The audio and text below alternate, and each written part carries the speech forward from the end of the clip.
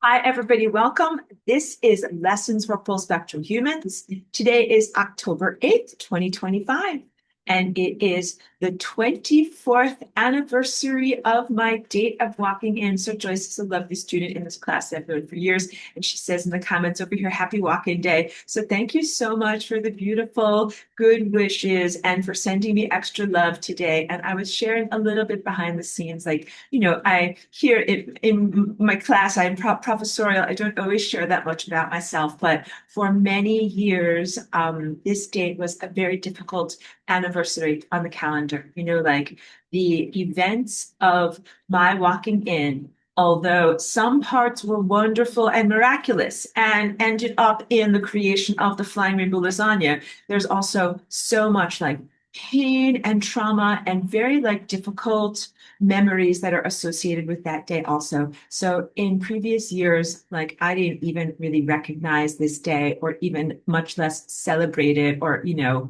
acknowledge it or something like that. But I'm far past that as I've processed a lot of my journey. And now I'm really just in gratitude and celebration to be here. Like when I woke up in this morning and I was kind of in my reveries before I get up and start my day, I was thinking about today and I was thinking about my life and the things that have happened to me and just want you to know like I am like very like happy, positive. I look at the things that happened. I walked in 2001. So I've been here now officially for 24 years, which ha ha ha, we can laugh about when I thought that my gig would be up in 2003. Ha ha ha. Thank you. Thank you for laughing with me. But I do not regret my choices and I would not give up the past, whatever, like 18, 19 years. These have been incredibly important years and I'm glad that I was here for my own experiences, like my own development as a soul and as an artist and in learning how to communicate and share my vision with humans, but also in being a part of world events. Like if I thought like, oh, that would have been done in 2003, I think it's very important that I was actually here. Like think about how much our world has changed and the challenges and very effed up stuff that's been going on since that time. I think that it's really important and it was essential for me to actually be here and be lasagna-ing through those events and not just kind of be like you launch like I'm flying elsewhere, just deal with it, like waving my diamonds at you like that one customer did imperiously. Like, just deal with it, darlings. No, I did not do that, and I'm very, very happy that I've been here to be actively involved in the events that are happening and shaping the events that are happening in human culture. And also, like, I got an opportunity to really grow and develop as an artist. When I look at all the things that I've made and generated since 2003, like I've made a lot of cool stuff. So many panels and musical albums and other things like events like retreats. So I'm very glad that I'm here. And also I think we're just starting to get to the good stuff. So thank you so much. Good little like, you feel kind of introspective and retrospective on birthdays and anniversaries like this today. So thank you for allowing me a little bit of her personal connection with you guys and introspection, retrospection. Cheeky's over here. She's doing great. She's been a big part of my journey too. And so now also, so let's get like all like fun housekeeping out of the way. So the first thing is I mentioned now I do wonderful things like, that I wasn't able to do or even comprehending that it was a possibility back in 2003. Like back then, I never would have thought like, I'm going to have a retreat. I'm going to get a bunch of people together and we're all going to dance Flying Rainbow Lasagna together. Like I had no idea that any of those things were possible. But that is possible and it is happening. So my first fun housekeeping encouragement is sign up to participate. I have about half of the I want to say dwellings, lodgings have been reserved for people that want to be there. So there's accommodations for about 10 guests. I will be there with my organizer, private chef, and possibly we'll have another assistant to be able to help with the food creation. And so then there is enough space to be able to have 10 wonderful guest participants, and 5 of those beds have already been taken. So if you would like to be a part of this, this is a New Year's Eve event. It is non-alcohol at all. So I'm not really about alcohol, and I hope you can tell everything about my energy. Alcohol is like a very down energy. I don't look at it like a celebration at all. I look at it like a corrosion of the soul. So I'm like, no, we will not be having that, but we will be having wonderful, whatever you would call it, like mocktails or non-alcoholic drinks. And I'm already working with the private chef on that. In fact, wait, before, because I'm going to talk all about like my wonderful clothing too, because let's just like talk about fun stuff and then we'll get into our actual curriculum. But oh my God. So what I'm going to do, so for New Year's Eve, so here's what the a rough schedule curriculum looks like for the actual New Year's Eve event. Everyone's going to get to the retreat center, which is just outside of Sedona on Monday. So this is not in Sedona itself. It's a little bit outside of maybe 15-minute drive. Big, beautiful place that is far away from, other people and will have beautiful sonic privacy and energetic privacy. Gonna get oriented on Monday night, and then Tuesday will be a day where we're gonna get up early, do sun gazing, do flying rainbow lasagna, dancing and activities, go on hikes and go around and experience what's going on. Look at things, get away from where we have our stuff at the retreat center, and then come back and do more dancing. Okay, so that would be like a pretty not regular day, but like a pretty regular day at Flying Rainbow Lasagna. I want to say camp. Pretty regular day at space camp. So that's Tuesday. Then Wednesday is New Year's Eve. And so on that day, I have a special schedule because I want to make sure that everybody has energy to have a whole dance party at the end of the night. So you got to have your disco nap. Okay. So what we're going to do on that day is get up early with the sun, because this is what I do sun gazing and do all of our warm-ups and do our early morning lasagna activities throughout the morning. Then we're going to have a beautiful meal together. And then you will have a lot of free time, self-directed time, battery self-recharge time, and friendship building time, because it's also important to have non-structured time at all of these retreat events where people can talk and share and grow, because this is why we come together. And the retreat center is really beautiful. Like there's a big, giant open lawn type of expanse, and there's like a little stream that goes along there, and there's a hammock. And so there's very, very beautiful places to be outside. And the weather in Sedona will be like palatable to be outside. So it might be cold at night. It might get down to freezing because it's in the desert, but during the day, even if it's winter time, you might need like a little sweater. Like you won't have to be massively bundled up. You probably do not need a parka, for sub-zero temperatures. You'll be okay. So yeah, we'll be able to be outside. And my intention is that we can do, people can do some self-recharge, healing, use some of my healing tools, be able to talk and share, be able to, have quiet introspection time. And then we'll get together and we'll do another lasagna dance. Oh, and the space that I rented, the retreat center, has a beautiful indoor dance area. So I want you to know this because I'm a dancer, and it really is important to have a good floor, because we do a lot of floor work.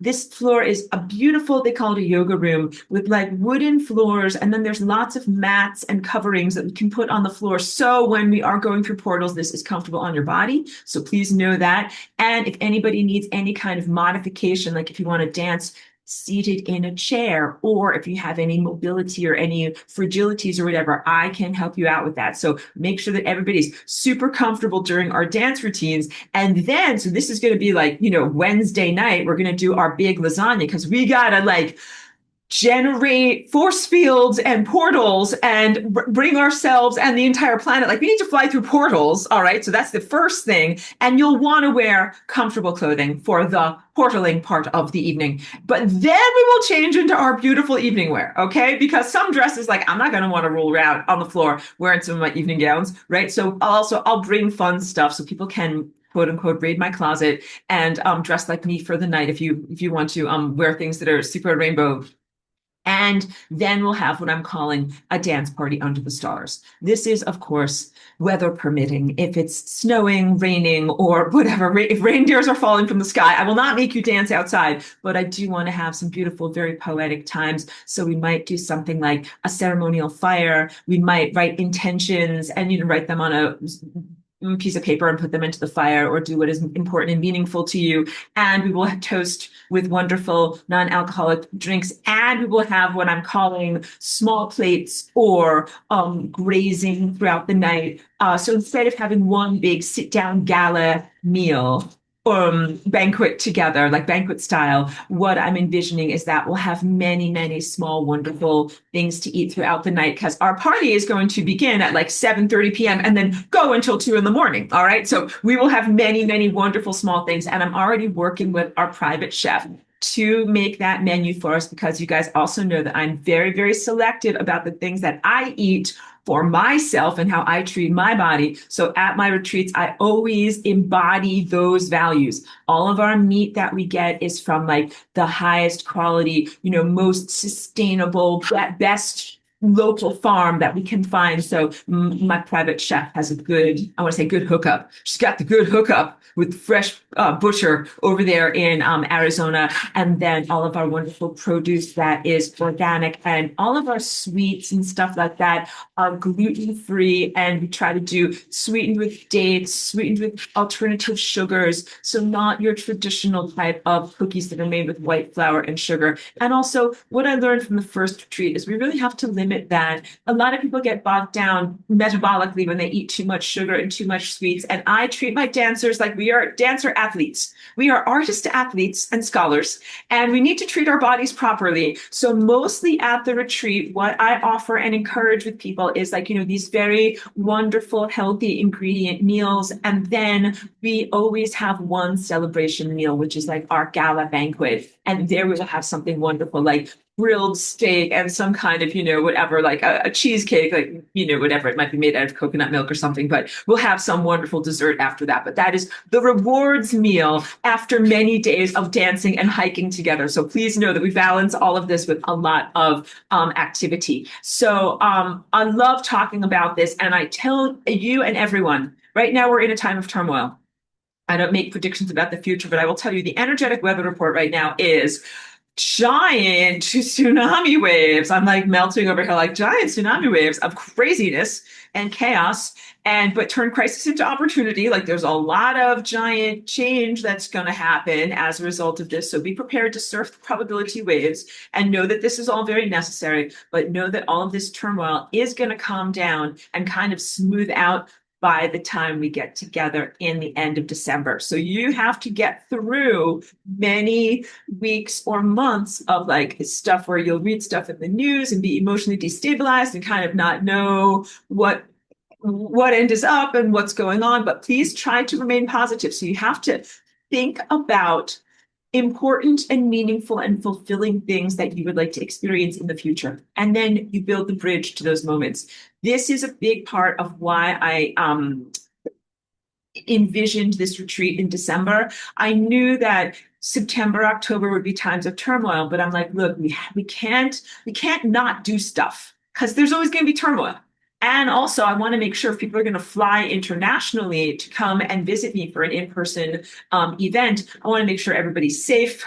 That you're not going to get stuck in an airport somewhere, or, if something has some kind of disruption in whatever services, electricity, or flight patterns, or whatever. So please know that I kind of feel my way into the future. And I'm like, okay, by the time we get to the end of December, we will be on a much smoother footing, and we will be moving towards very positive things. So please think of and consider this retreat as a celebration, like, hooray, like we made it this far. And also, when I call something a portal, think of it as a jumping off point in terms of probability and time structures, that we really need to generate the future. We need to think about and envision the things that we wish to be experiencing. And then that's like the jumping off point, the belief, the passion, the emotional investment in making those opportunities, building those community events, building those projects and then experiencing them. So it's hard, because I know for the past 5 years, it has felt very much like fighting against, constantly responding to and fighting against, putting out fires, running around, fixing things, putting out fires, trying to prevent the world from going into catastrophe. And we have to change our posture. And our posture now has to be about intentionally envisioning what an optimized life looks like, what an optimized timeline looks like, and what your individual life and your community life looks like. Sorry, this area over here is driving me crazy. Um, so you got to plant seed through the future. So in my life, what I'm doing is encouraging us to gather where we will be like, hooray, we made it this far, but then also let's plant some seeds for the future.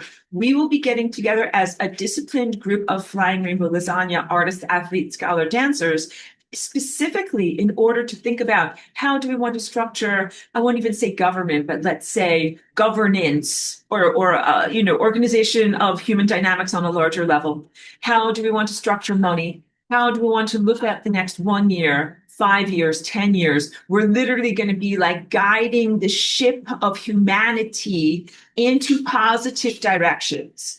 So that is what I'm really inviting you guys to be a part of when I invite you to my retreats.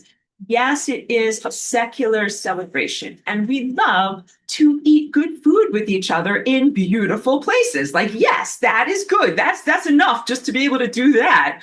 But and also we're doing more than that. We are knitting or crocheting or embroidering wonderful things into the fabric of space-time that benefit all of us. And of course, Cheeky will be with us. And I don't know if the sound filter is filtering it out, but she's playing joyously behind me right now. And she's always a part of all of this. So I always make sure to find dog-friendly retreat centers because she's a big part of everything that we do. So if you love Cheeky and want to be able to meet her and hug her in person, these are wonderful opportunities to do so. But she is very snuggly, and she does love to, just like hang out with people. So come to be a part of a beautiful artistic experience. Come to add your energy to what we are doing. Come to meet me in person and hear all of my stories that are not for prime time, but that are things that I like to tell people about. And also, if you're not able to come, dance with us in conjunction with us from your home base where you are, so that way you know that you can still be a part of it. Okay, so now segue into thank you so much because people were also just noticing my new top, and I'll also kind of give you a little bit of a like here we go. Like here's my little fashion show. Wait, here's Cheeky. I don't know if you can see her down here. Here's Cheeky, and here's my little fashion show. So this is actually two little dresses. This is kind of like cotton like a chemise or whatever that goes underneath this, and then this is made out of linen. Okay, so all of this is very intentional because I've been changing over my clothing online shop from my mass-produced, mostly polyester items that I had available there. Some of them are cotton blends. Now I'm working with natural fibers, and I'm trying to be exclusive, and I'm mostly working with linen. So what I'm doing for right now, and you can see my dress form over here, I have another one, is I got some linen. These are garments that are like I'm upcycling them. So I didn't create them or specifically have them created. I just have been thrifting and finding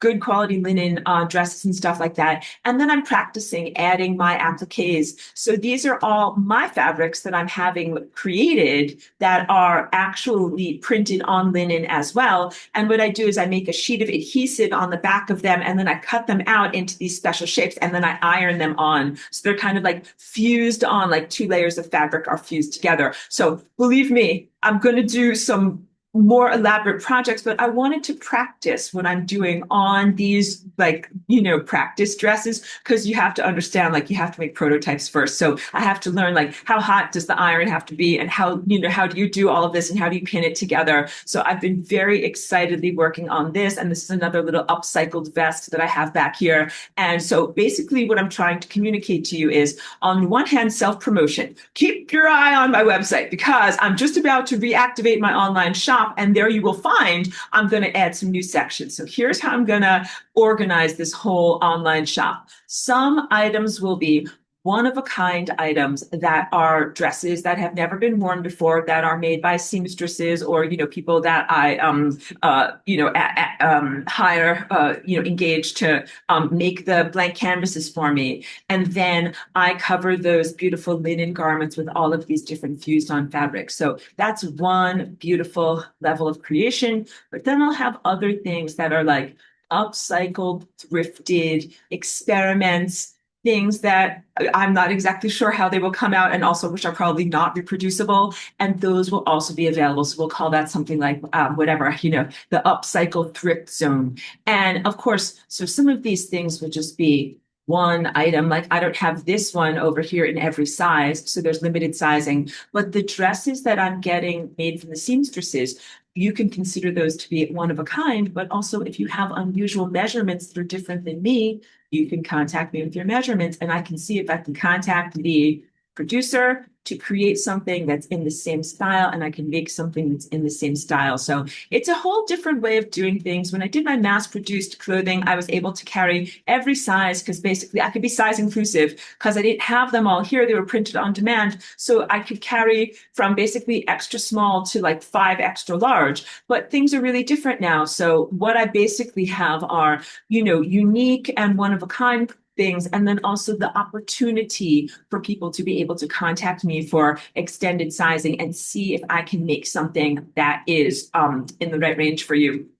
I want to do that because I know it doesn't feel like, happy and positive when you go to a website and there are only things that are in size small and medium. So please know like that I'm aware of the emotional energy connected to clothing and appearance. And I really am trying to do all of my fashion from a different value system. So what I'm doing as I'm trying to tell you about this here, beyond the practicalities of it, I'm working with linen and natural fibers because they literally do have a much more uplifting feeling on your energy. And I'm putting all of these wonderful, harmonic patterns on it to make them even more uplifting. So everything about this, like I would like for people to feel really good physically when they wear these clothing items and have the fabric against your skin, but also in terms of their self-reflection and how they look at themselves and feel about themselves. So please know I want to have the whole entire thing be something that makes you feel good, fantastic, and positive about your appearance. Oh, you know what? Hold on a moment. We're just going to open the door for Cheeky. We're just going to open the door for Cheeky. So there we go. Cheeky's going to go outside. Sorry about that. We did go outside before we started class. We'll see if she needs to do that. So synopsis is, please keep your eyes on this space on flyingrainbowlasagna.com so that way I will soon be listing some of these things there. Yeah, so some things are items that I have worn myself, and then, of course, selling them as pre-worn or thrifted or upcycled items. And some items have not been worn by a person and that they are just, special and unique items. Yeah, so why am I doing this? Because I'm making stuff that feels good on your skin. And actually, I do feel a lot of positive improvements by switching over from my former dressing mostly in polyester and synthetic fabrics and now wearing mostly cotton and linen. I definitely feel an improvement. And also because this is similar to the retreat, we need to have positive expectations of the future and be creating projects that we are passionately invested in and that bring us to the reality we wish to inhabit. And so for me, many years when I was doing my clothing, people would say, I would love something, but I like hemp or linen or cotton. Got anything? And I would have to be like, sorry, that's too expensive for me to produce. And what I realized was it was essential for me to not make excuses and be like, well, okay, like I can't do what I was doing before because of the tariffs and whatnot. So now I will have to create a new way of doing things. So this is what I'm figuring out. It's important to have hope for the future, connect yourself to positive expectations, and also to look at the losses or disappointments or whatever as something where it's just like that can't be the end. You have to transform and move in a new direction. And that's also, I like what I'm doing because I'm not doing stuff on the computer. And that's another big thing. So my values are moving towards natural fibers and my values are moving towards handmade. And also, so of all the things that I am upcycling, many of them are handmade items. So they are things that are, in thrift stores or, eBay or something like that, but a person actually made them. And I'm very selective about the fibers. Like I really hate polyester and rayon at this point. So when it comes with a lining, like a layer inside there, I carefully rip that out and then put a seam coverage inside. So if you share my particular value system here, you will also be very happy to know that most of the things that I'm upcycling are, natural fibers made by people and don't have polyester in them. Value system. I'm moving away from AI. The stuff that I did make that was mass produced in the past, I designed it all on the computer. Then it would go to this creation zone that was in Asia, where a computer would print it out and sew it all together. No human would touch it. Then it would be sent to the person who would receive it. And so there was not very much of the human touch. And although that made it accessible and affordable, there's not that much of the human touch. And I'm like, you know something, guys, I am moving away from that. I am moving towards things that are created by hand, created by humans, and created intentionally. So that's where I'm coming from on this. And I'm actually very excited about it. And I do not have sewing skills and I do not sew the things myself, but I've had to learn, like, to kind of restructure my brain of like, how do things fit, around a person's body? How do patterns look on a body? How wearable is something when I make it? Because I have to be aware of that. So I am really excited on this little project. And I make my little prototypes and then I wear them to make sure that, like, you can get in and out of the car or bend down and put on your dog's leash. All these things are very important. So please know that I will be test driving a lot of these things to make sure that I'm making practical stuff. Oh, and what's one of the other things that I'm telling you about, and you'll hear me talk about this more, is so a lot of the designs that I'm doing for the original dresses that are not upcycled, the ones that I have more control over, they are like wrap style. So that means instead of like having a zipper where like it doesn't change, like you just have one size, it's a wrap. Like you bring something around and kind of tie it. So that way it can expand or contract several inches. And this is really important because I also recognize that if you're going to spend, like a couple of $100s and buy a really nice linen dress, you don't want it to be something that only is going to fit you if you're like, whatever, like 137 pounds. And then if you gain 1 pound, then you will not be able to wear your favorite dress. I am very aware of that as well, and people's body image and how it feels if your waist expands and, or whatever, if your chest expands, you can't fit in your dress. So a lot of the things that I'm making are very intentionally either blousey with a big fit, and then you have an adjustable belt that you put on top of it, or a wrap style that accommodates being bigger or smaller. And some things that I'm exploring also do have an elastic waist, but I'm also really thinking, elastic wears out, like it doesn't last for forever. And I think that I would prefer for someone to be able to buy a dress that will literally last for forever. Linen lasts for so long, like you can have a dress for 40 years and it will still look great. That is the level of intention that I'm putting into these things. So, I also I have a little label that says Flying Rainbow Lasagna as your clothing label. And then also what I'm doing like back here behind is what I have is fabric paint and I'm signing it like I would sign an actual item, that is a creation. So I'm really looking at this as a beautiful creation and sharing this with the world. So that is what's new. And I share that with you so that way you can think of a template that's similar in your own life, where these are not frivolous or nonsense activities. These are important activities. These are the foundation of what we do, on a secular five senses level, and that they are important psychologically and energetically for bringing us towards the futures that we want to experience. So I am aiming us for futures as we're driving this giant car vehicle that is humanity towards social stability, like places where we can launder our clothing and where you can have an iron and iron your clothing. Because believe me, you will have to invest in an iron if you buy one of these dresses. Because they wrinkle very easily, because that's natural fibers wrinkle very easily.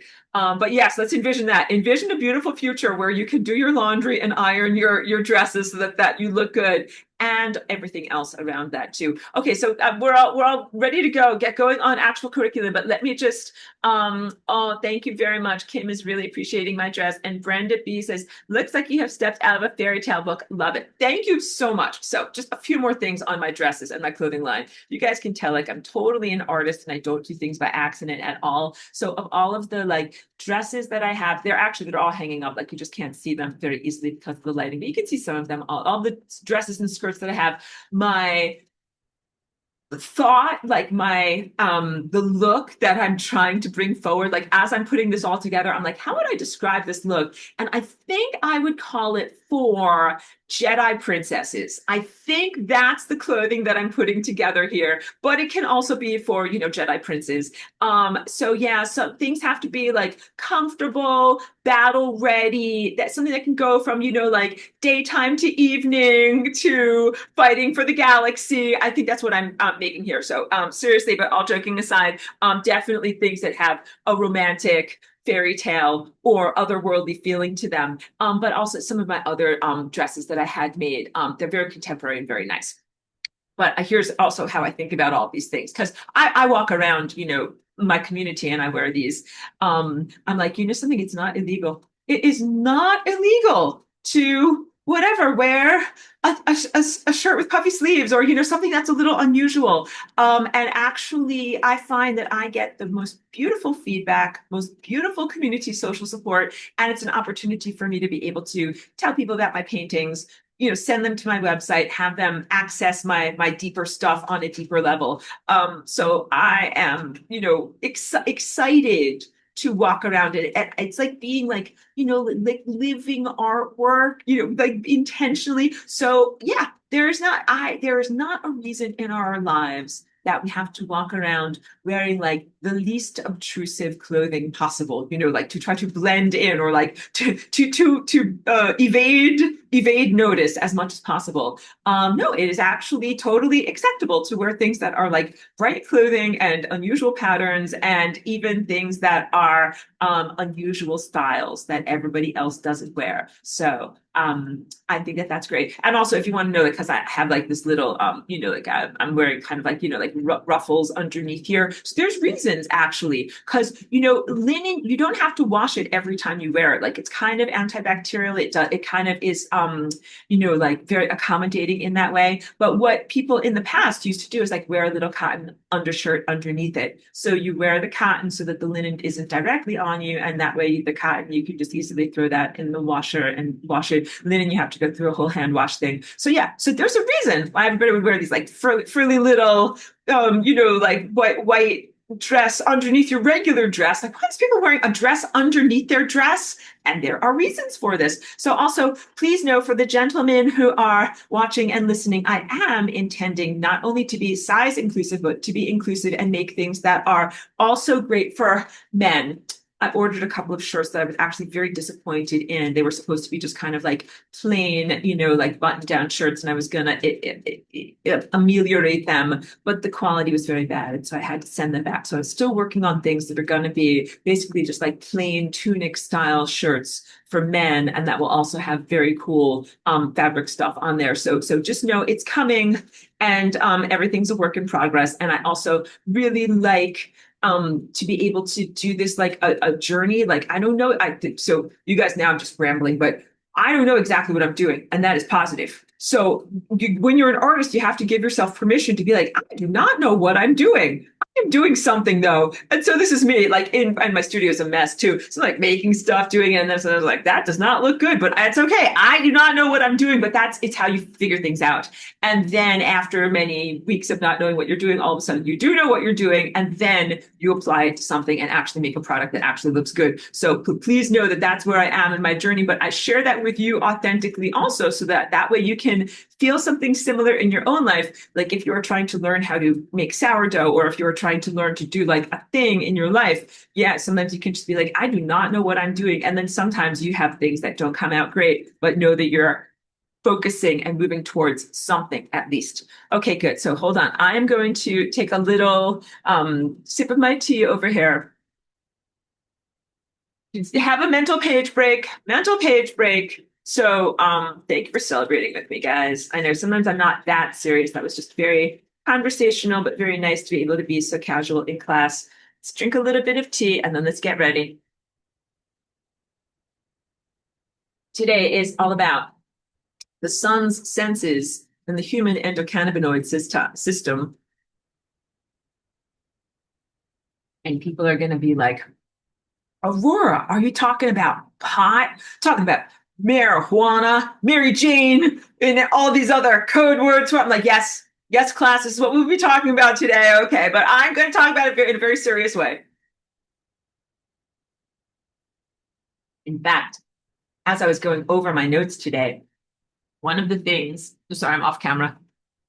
One of the things that I wanted to emphasize to you is I sense that the factory settings, baseline normal for human healthy genetic behavior in your bodies of this form requires cannabis in some form in order to be able to be functioning at optimum levels.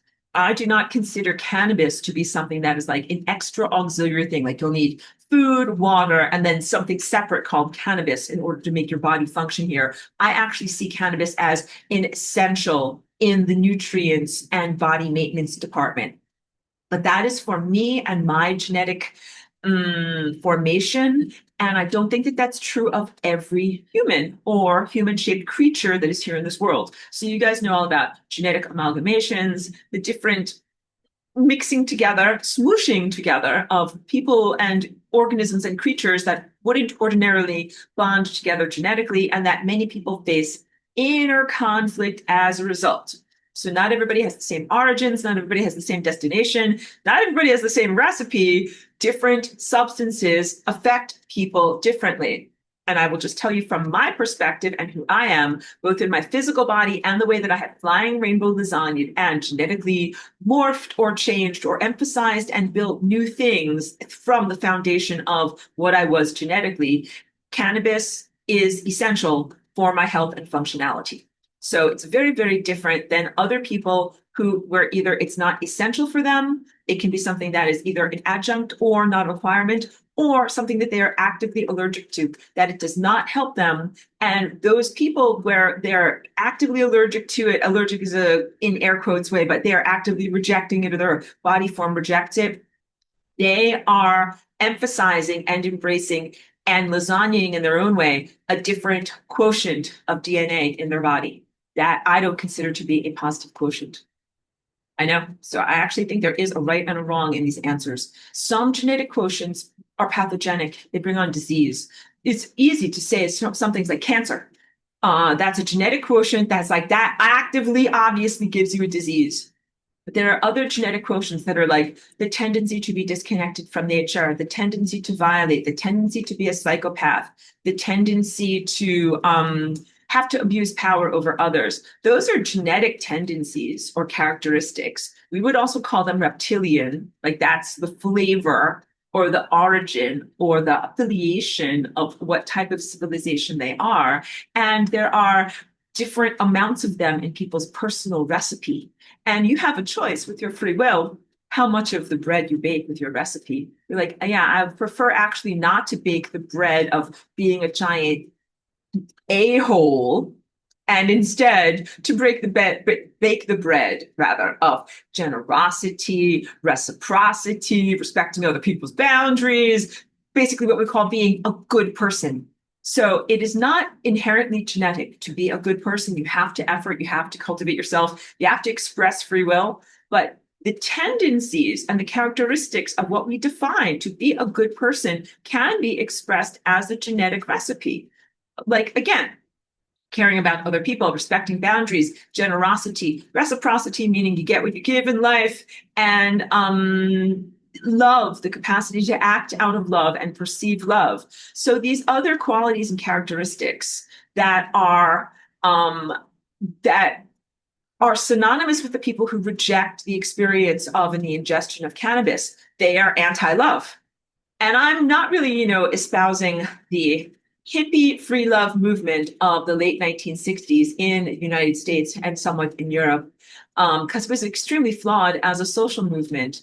But I will tell you that the users of cannabis, and in an idealistic sense, the people that use cannabis, now it's broader against the entire population, but the people that were and over time historically have been ingesting cannabis have been those who are exhibiting behaviorally and feeling the feeling state of love, of love. So that to parse that statement out, because there was a lot in there. I am not endorsing the social movement of the hippies because I think that they were actually not that good in terms of social liberation, being garbage cans for every single different type of drugs, not respecting people's boundaries sexually, and spreading a lot of sexual diseases. All right.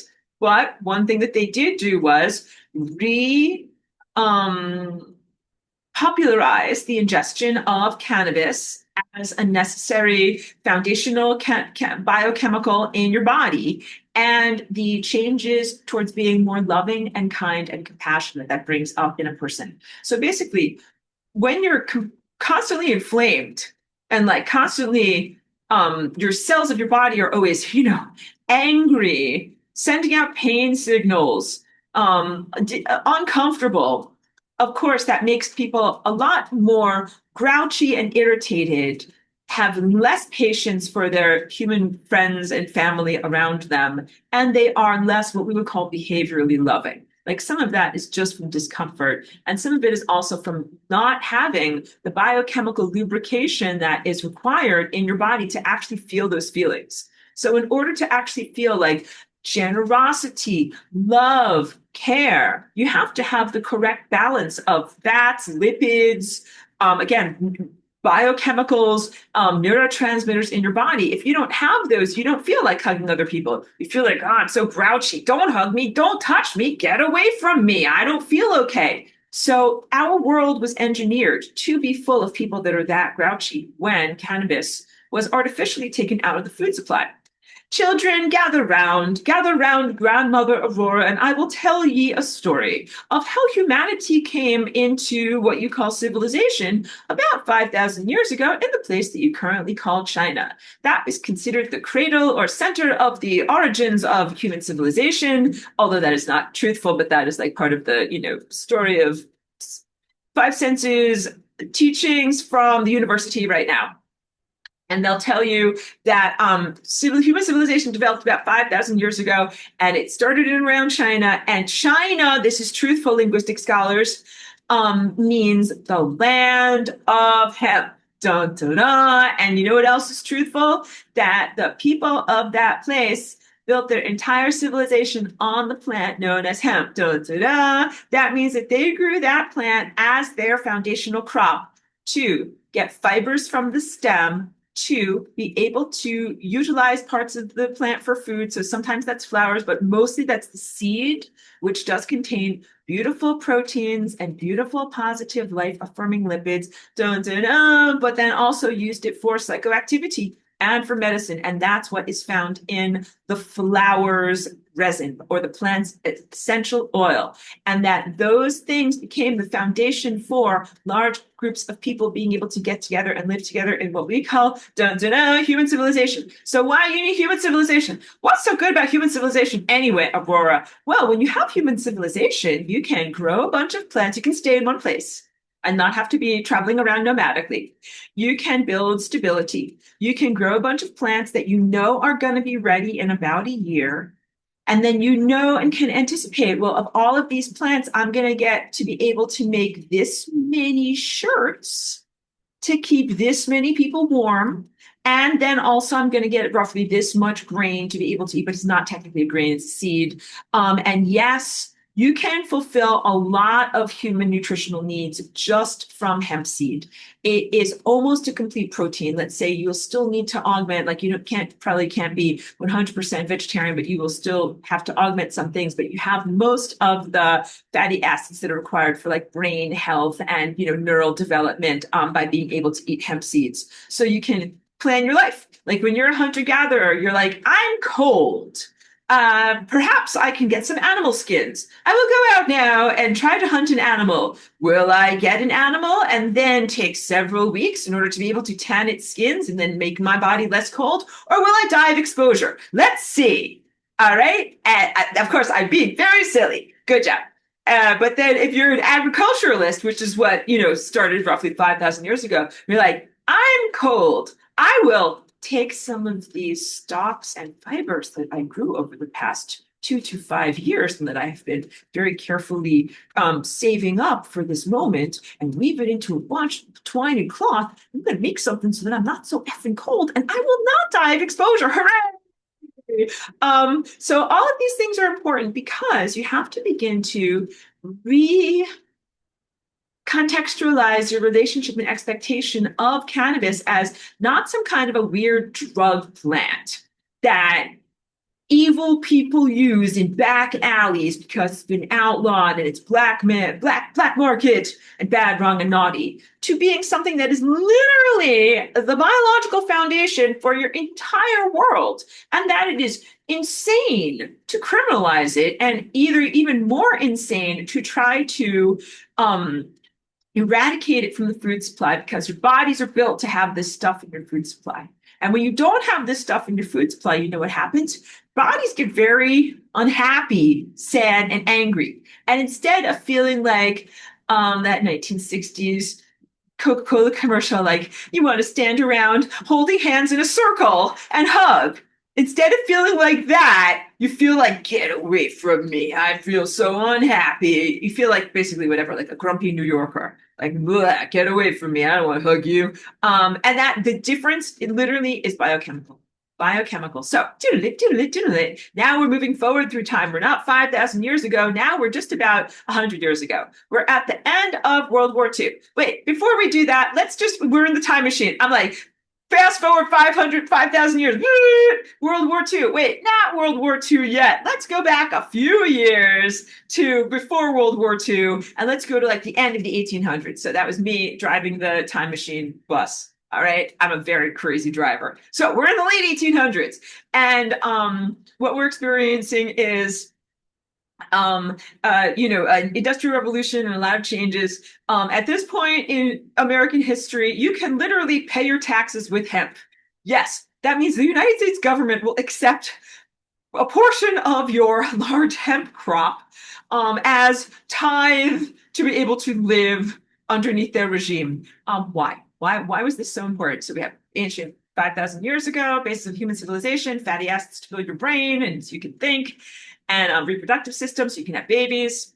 Why? Why do we need all this hemp in the 1800s? Because of those big, giant sailing ships that were part of the Navy and the war efforts of that time. They needed to have lots and lots of cloth for the sails and rope, the big, giant, round, ropes like this fat to be able to hoist the sails. And all of that was made out of hemp. So hemp was an incredibly crucial foundation for the industrial time when people were starting to do war on greater levels. Now let's go past World War II. We're in the time machine. Go forward 50 years, and now we're post-World War II, and now they're like, we don't have giant sailing ships anymore, duh. Well, now we have these clank ships and submarines and stuff, so we don't need all of these hemp sails anymore. And we think that what we're going to do is just make hemp totally illegal, because we notice that when people smoke and eat and ingest this hemp, they're troublemakers. They think for themselves, and they do all sorts of things that are harder for us to control. So we're not going to allow this anymore. And we're going to make growing hemp illegal. And we're also going to change the entire farming system, because growing hemp also used to be a part of like how farmers balanced their farms. They had like chickens, pigs, and cows and hemp. And like everybody eats part of this. And I haven't explained this enough, but when farmers would grow hemp, every farm would grow hemp for farm purposes, including feeding the livestock that you then feed to people. So 100% of the food supply before World War II was influenced by the molecule that is in cannabis that is psychoactive. And some of it is THC and some of it is CBD and some of the other flavors of cannabinoids. But that's what cannabinoids are. Cannabinoids are fatty molecules that have an impact on human health, biochemistry, and cognition. And these are essential for your nutrition.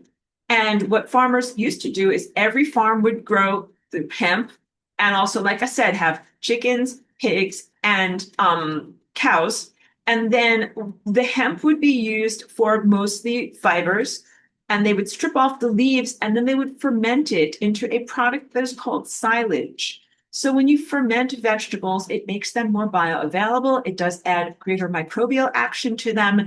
And basically the animals were fed that as their animal feed. Like that's what you would give to the chickens, and that's what you put in the pigs' troughs, and that's what you give to the cows. And guess what happens? The animals do not get high because dun, dun, dun, when you eat cannabis raw, you don't get high. You're like, Aurora, this is very weird. Cause like I thought that everybody was like going to whatever, Washington Square Park in New York City and buying tiny bags of cannabis in order to get high. And I'm like, yes, that is the dried herb. But the fresh herb that comes directly off of the plant, and when it's just in its like, like a bunch of leaves, you could eat an entire bag of it and you would not get high. And the reason for that is a process that is called decarboxylation. And that's a hard word for me to say. So sorry that I don't pronounce it correctly. But basically, the molecule that is known as THC, like imagine I am a molecule of THC. We can all laugh because I am.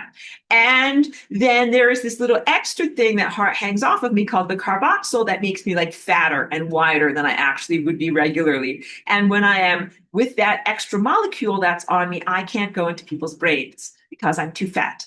And I can't get in there, but I can go around the whole rest of the body, like I can go in the liver and the blood and the colon and all those other places and do good things. But when you dry cannabis or apply heat to it, that molecular structure called the carboxyl falls off, and then you're nice and skinny. And then you can get right through the blood-brain barrier, go right into people's brains, get them super high. All right. So in ancient times, people mostly did not smoke a big giant joint. They mostly did not apply heat to cannabis. Mostly what they were doing was consuming it raw. And so that might be when cannabis grows, there's kind of like a bud that is a flower structure that contains both the resins and essential oils and also the seeds if the plant has been fertilized. And this is my personal remembrance, nothing that I've read in a book. There was a time in human history when those flowers were taken and ground on what in Mexico is called metate, like a molar, a grinding stone. And when you grind it all together, all of the seeds get ground up and they're more bioavailable, and the resins and essential oils get kind of ground up and make a paste. And that would be kind of like a nutritive paste, almost like a peanut butter that you would eat. So it was pot peanut butter. Yes, it was, but it was not psychoactive. And that stuff you could pretty much live off of. If you have that ground up hemp seeds and also the phytonutrients and the resins, you are feeding your body a lot of what you also need. You would probably need to supplement with some carbohydrates, and you would probably need to supplement with some extra animal proteins or milk or something like that. But yeah, you've pretty much got the basis of civilization because what you have is predictable food that also you can dry it in the sun and then that will last for even longer. Or if you can imagine like, making like peanut butter, like balls, like you can make like stuff can store food for the future. It means you can survive, you can support your people for the future. So then you get civilization. So in World War II, they took that away from everyone. And this is very similar and concurrent with change in the frequency in music. It used to be that things were tuned to 432 hertz. It used to be that things were much more amenable to life. These are the frequencies of life. And then World War II happened and there was a change, like a page break or pagination. And after that, all of the frequencies of our world became disarranged, slightly out of tune, and they were much less supportive of life. So they moved away from organic farming processes and moved towards 100% not regenerative, not sustainable chemical farming processes. And this is also why farmers stopped growing hemp, not only because you didn't have to have giant ships on the ocean for your navies and for your war efforts, but also because now you could just buy this stuff that's called like nitrogen fertilizer. Like, here's a can of nitrogen fertilizer, and they would be like, okay, go pour this on your corn and everything will grow. Like, you didn't have to care about like silage, regenerating the fields, having a field lie fallow. So farmers used to know that you grow hemp for a reason, just like you also grow clover for a reason. I am now giving you guys like an education in regenerative farming, but some plants restore the balance of nutrients into the soil when you grow them. They actually recharge the soil. And then you also have to rotate your crops so that sometimes you're growing peas and sometimes you're growing hemp. And then sometimes you're growing other plants and sometimes you're growing other plants. And you do this in a rotation over 10 or 20 years to keep your soil viable. And this is what farmers are supposed to do.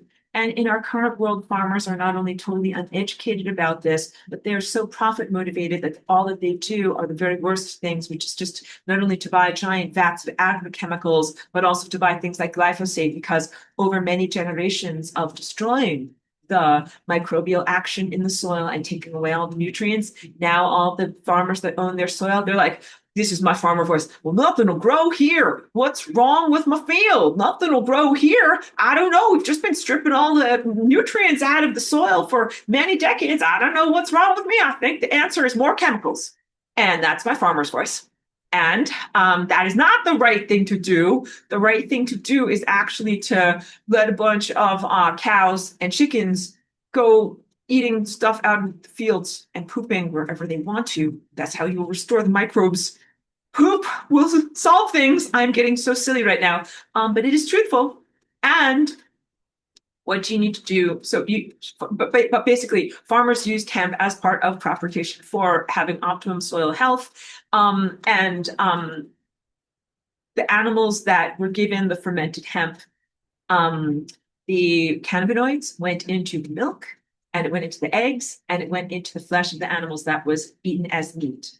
And this is really important because those cannabinoids that human civilization developed, your neurology in the presence of those cannabinoids, they help to keep you emotionally stable, sane, and healthy.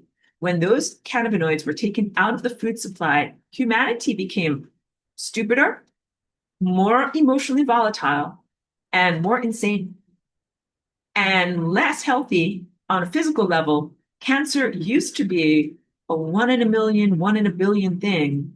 Then, as cannabis was taken out of the food supply, cannabis is a natural anti-cancer protectant and preventative in our body. It is essential to have it in your body so you don't develop cancer. When nobody had that in their bodies anymore, not only were they more vulnerable to developing cancer, but then they also put a lot of carcinogens into the food and other like beauty products and whatever, fabric softeners on the clothing, like you're swimming in a sea of chemicals with no protectant. So cannabis is a cellular protectant. This is a cell of your body, and this is the cell membrane here. Cannabis covers cell like this and is a protectant. It is a neuroprotectant that protects nerves and nerve fibers from damage. It protects your body from the oxidative process that is known as chronological aging and decrepitude, and it protects healthy cells from becoming cancerous. When a cell is cancerous, like if my hand is now representing, let's make it like, now it's a cancer cell, right? When cannabis bathes and goes all around a cancerous cell, cancer cell gets the message that it is diseased and that should no longer be in existence, and it dismantles itself. It kind of like, does apoptosis, which is the self-destruct. It's like, oh, I shouldn't be in existence. My mistake. I'm going to take myself out of existence. And then a white blood cell comes along, eats it, engulfs it, and escorts it out of the body. So the reason why there's so much effing cancer in the world right now is because cannabis is no longer a part of the everyday human diet. And so soil was stripped of nutrients, humans eating a lot of very, very dead food. The food does not contain cannabis in it. Cannabis is also actively persecuted, demonized as an evil, bad plant, the devil's lettuce, something that one should never ingest, that you should run away from. This propaganda was created by the people who have the genetic qualities that are not life-affirming and not generous and not loving and not compassionate. The reptilians are like, in their minds, they're going to say something like this. I'm a reptilian. I don't like cannabis. It makes you loving. I don't like cannabis. It makes you respecting of other people's boundaries. I don't like cannabis. It makes you whatever, community oriented. I want to be a selfish, violent jerk face. No cannabis for me, please. And so they actually legislated and made all of these ways to make cannabis illegal to grow, very dangerous to possess, and difficult to ingest. And then they sat back, and of course, they grew the law enforcement apparatus in response to this, the war on drugs. But then they also sat back and watched a huge proliferation of various different diseases. Some of the diseases I mentioned, like the genetic disease, but then also, we'll have to go get Cheeky because she is barking outside and being very naughty. Inflammatory diseases, too. Hold on one second. And neurological diseases. Hold on one second. Thank you for that brief break. Cheeky had a thorn in her paw. She was not only barking outside, but struggling, like limping along with a little thorn in her paw. But back to our important topic of today. The people who outlawed cannabis and outlawed cannabinoids in the human body basically sat back and then watched the proliferation of diseases, definitely cancer, a lot of digestive diseases, so inflammatory bowel diseases and other Crohn's diseases, and failure to absorb nutrients through the walls of the actual intestines, but also what is called autoimmune diseases where the body is inflamed and is attacking itself, and also neurological diseases, things that are like epilepsy, seizure disorders, and even Parkinson's. All of these things proliferated because cannabis helps to treat and prevent those things. And also, many of those diseases proliferate in the presence of chemicals. And after World War II, our world became much more bathed in chemicals than it ever was before. And all of this was a concerted effort to reduce the quality of human consciousness. Joyce says reefer madness. That is exactly what it was called.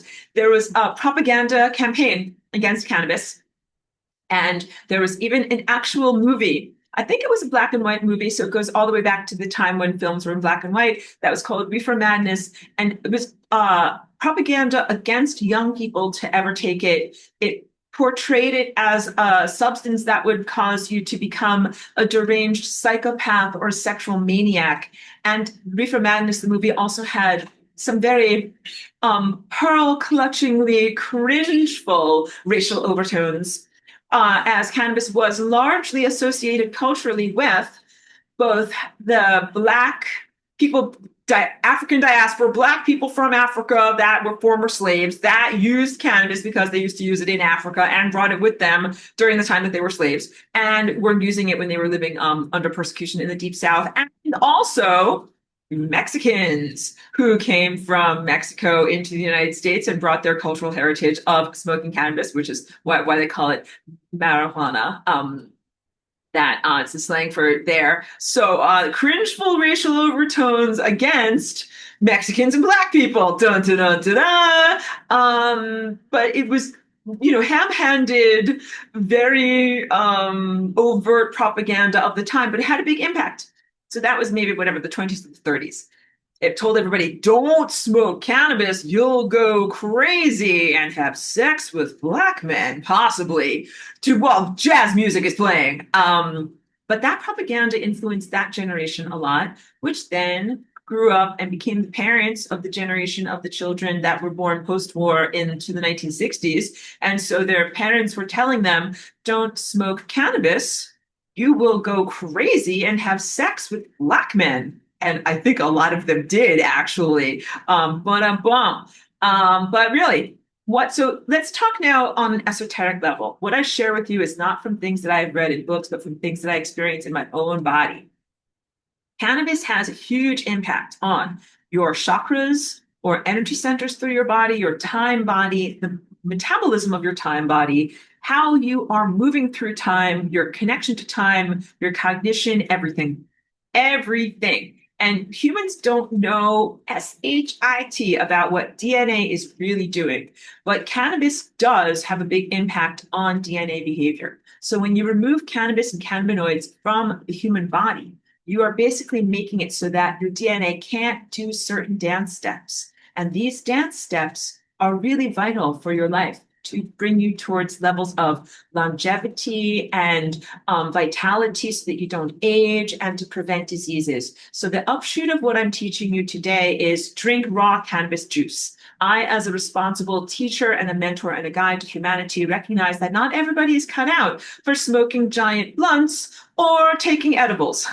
Both of those things I do not actually recommend. First of all, actually, I really do not like tobacco at all, and I do not like the practice of wrapping a tobacco outer covering and putting the cannabis inside of there. That is just how you ruin a lot of perfectly good cannabis. So that is gross. All right. And also, when you smoke tobacco with cannabis, it gives you the spins in your head and just makes you feel very nauseous, especially if you don't usually smoke tobacco. So everything about my body says, like, do not smoke tobacco. Like, this stuff is not good for you. All right.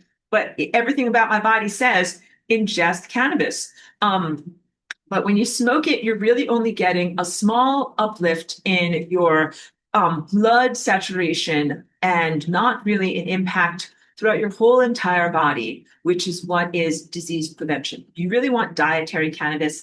And I am a huge proponent of, raw cannabis juice. So why? Because that carboxyl, the big giant molecule, is still on the raw cannabis juice. So I can responsibly recommend it to everyone in our whole entire world. You could be a tiny baby and you could drink raw cannabis juice very safely, and it would not make you trip out and listen to Jimi Hendrix. You'd still be just a regular little kid who likes Sesame Street. And also you could be a regular adult, and you could be 90 years old. And if you give your grandma who's 90 raw cannabis juice, she will not suddenly drink it and say, sign me up, please. I would like to go to Woodstock or Lollapalooza or Burning Man. All right. She will not stop being your grandma.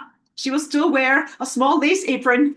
Why is this? Because the raw cannabis juice does not have a mental impact, although it does definitely have an emotional impact. Because, like I said, a lot of people, their whole personality is of being very like crusty and grumpy and not very huggy. And they change completely when they get cannabis in their diet, because you realize that a lot of their rejection of affection has been because of chronic inflammation. So when your brain, let me describe what it feels like when your brain is inflamed. When your meninges of your brain is inflamed, or when the vascular system of your brain is inflamed, you know what it feels like? Depression and anxiety. People take all of these antidepressants that are tremendously bad for the body. These SSRIs that have huge side effects, huge sexual side effects, huge biochemical side effects that are very corrosive, that are not good under long-term ingestion, and that don't bring better quality of life. And that's supposed to make people less depressed. And really what you need to do to get rid of your depression, other than change your life, like, whatever, divorce your husband or get away from your bad job, because that's what really is making you depressed. But when it's not related to your life circumstances, what you need to do is bring down brain inflammation. And brain inflammation happens from the things that you eat and the things that you're exposed to. So some of it can be eating a highly inflammatory diet, but it can also be Bluetooth, pointing out my Bluetooth right now, Wi-Fi is at the other end of the room, and other things that zap the brain. So inflammation can be caused by the foods that you eat. There is such a thing as an anti-inflammation diet. And that means mostly getting rid of grain, because grain is inflammatory. Grain is inherently inflammatory in the body. Some people tolerate it better than others, depending upon your blood type.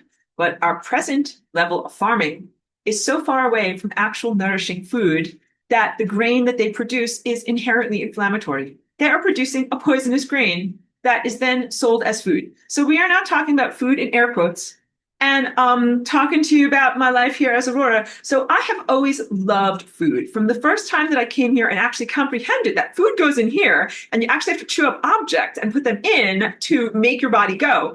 And I would love to visit the food room, which is the grocery store, because I love the sensory pleasures of it. Like, you walk into the grocery store and there's like plants, and you can kind of like smell the botanical smell of the plants. And then there's like the bakery, and there's lots of beautiful things to look at. You can like visit the pastries and look at all the beautiful pastries that are there. And there's the bread aisle, and you walk through the bread aisle and you kind of like soak in the beautiful smells of the bread, and you can smell the bread that is baking. And this is from like when I first came here. And again, this is the 24th anniversary of my walking in date. I've been here for a long time, but so I'm thinking maybe like 2004, 2005, before they started to glyphosate and soak all of the bread with this horrible glyphosate stuff.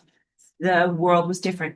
And if any of you are listening, um, watching my video here, any of you are younger than 24 years old, please gather around grandmother Aurora's rocking chair, and I will tell you stories, children. I will tell you stories of a time when you could actually eat the bread that came from the grocery store, and it actually tasted like real food and actually smelled like real food. Yes, it was a magical paradise time before they sprayed glyphosate on everything. But and now this is I stopped to adjust my reading glasses. But now here in this time, we cannot eat the foods that are put the soft, spongy foods that are put on the bread aisle. I'm using my grandmother's voice. Yes, children, we must avoid those as much as possible. And yeah, because they have changed the bread. They have changed the bread production. And it smelled different to me maybe by the time 2008 or at least by 2010. And by that time, a friend had sent me a documentary that was all about glyphosate, mostly as it related to corn. So they started in 2005, 2006, mostly with spraying the corn crop. And as I saw that documentary, I was horrified by it. And I immediately vowed, I'm like, I'm not eating corn. I'm not eating corn tortillas anymore. And I'm not going to eat corn syrup anymore. And that was 2006 when I stopped eating corn syrup. And because of that eye-opening documentary, I had no idea how much food contains corn syrup. Corn syrup is inherently inflammatory. It is inflammatory even if you make it out of organic corn because of the nature of the highly processed fructose and the way that it has an impact on your liver. It causes liver. It causes, pardon me, as I try to get my brain to actually work here, it causes liver inflammation.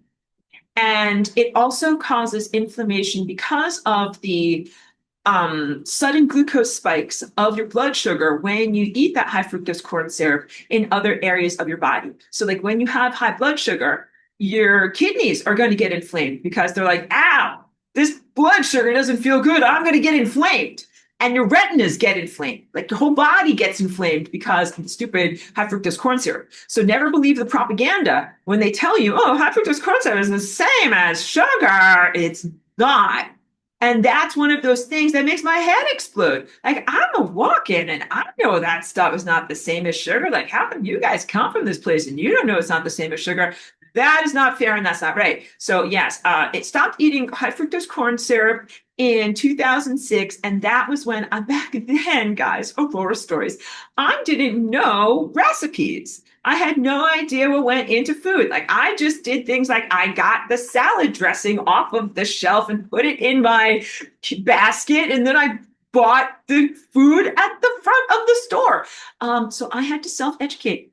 That documentary made me have to self-educate an enormous amount. And then I started to learn more about farms and I started to learn where food comes from. It was a whole many, many years long journey, pardon me, to be able to know how to protect myself from the more and more, whatever I would say, decrepit food supply, the poisoned up food supply. So I had no idea about microbes too. I didn't really know about microbes until I moved to California in 2012. And I started to grow my own cannabis garden. Because this is really the story of my life. Like I have epilepsy. I took pharmaceuticals to control it for many years. I had a lot of bad side effects. And then what I did when I started to self-educate as a patient and I learned about CBD. So this was maybe around 2010 or 2011 or so. Back then, no one knew about CBD. So now, okay, gather around my rocking chair again, young'uns, and I will tell you the history of pot. All right, this is a good history of pot. So back in the old days, George Washington and Thomas Jefferson actually grew pot. I'm going to just drop my silly voice and my silly bit, but they did.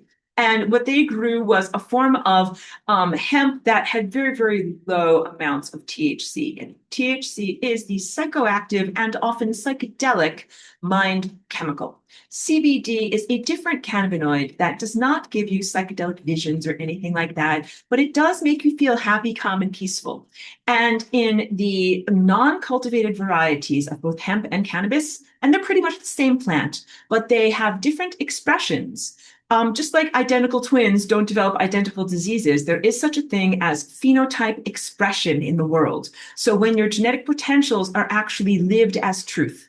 So in a seed, you have the potentials. That plant can grow in many different ways, and cannabis and hemp can grow in many different ways. If you plant it very close together, they grow tall and straight and mostly for their stems. That is hemp. If you plant them far apart, they grow low and bushy, and they mostly grow for their flowers. And then, of course, depending upon how you cross these parents and grow them over many generations, you will either exacerbate tall and spindly or short and squat, depending upon what you're growing for. And also, people have selectively cultivated cannabis for its mind chemicals for many hundreds, if not thousands of years. So they were kind of like, well, I don't know, these two weedy hemps. Like if I smoke this one, it feels pretty good. If I smoke this one, it feels pretty good. Let's cross them and make the next generation. They've been doing that for a long time, especially in areas of the world such as Afghanistan, Morocco, Turkey. So they already did a lot of natural genetic crossings to be able to bring up the THC content. Then at a certain point in the United States, all of that stuff went weedy. And that means that it escaped cultivation and it just grew in ditches along the roadside. Like no one took care of it. And it kind of crossed out to its normal percentages in the wild, which is maybe like 1 or 2% THC, low percentage, not this super rocket fuel stuff. Okay. Then now it's post World War II and we've got the hippies and all of that. And the hippies are starting to smoke the grass. This is the history of pot, kids. Come on. Smoking grass. They called them lids from Mexico. So in Mexico, they grew pot and they mostly looked at it as animal feed. Same thing with the areas of Himalayas in Tibet. They did not look at it as a human valuable product at all. They grew it as animal feed. It was known as pig feed or pigweed. It was low THC. But when the burgeoning beatnik hippies of reefer madness time in the United States were interested in getting some, and they called them lids because they came in a shoebox. And that was like you got a shoebox full, and then you would use the lid to separate it because it was so full of seeds and stems that it was pretty much unsmokable. And you would use the lid to be able to separate out all of the seeds and stems and put that, you have a big giant pile of them over here. And then here's like your little pile of weed that you can actually smoke. Grandmother's history of weed over here, children.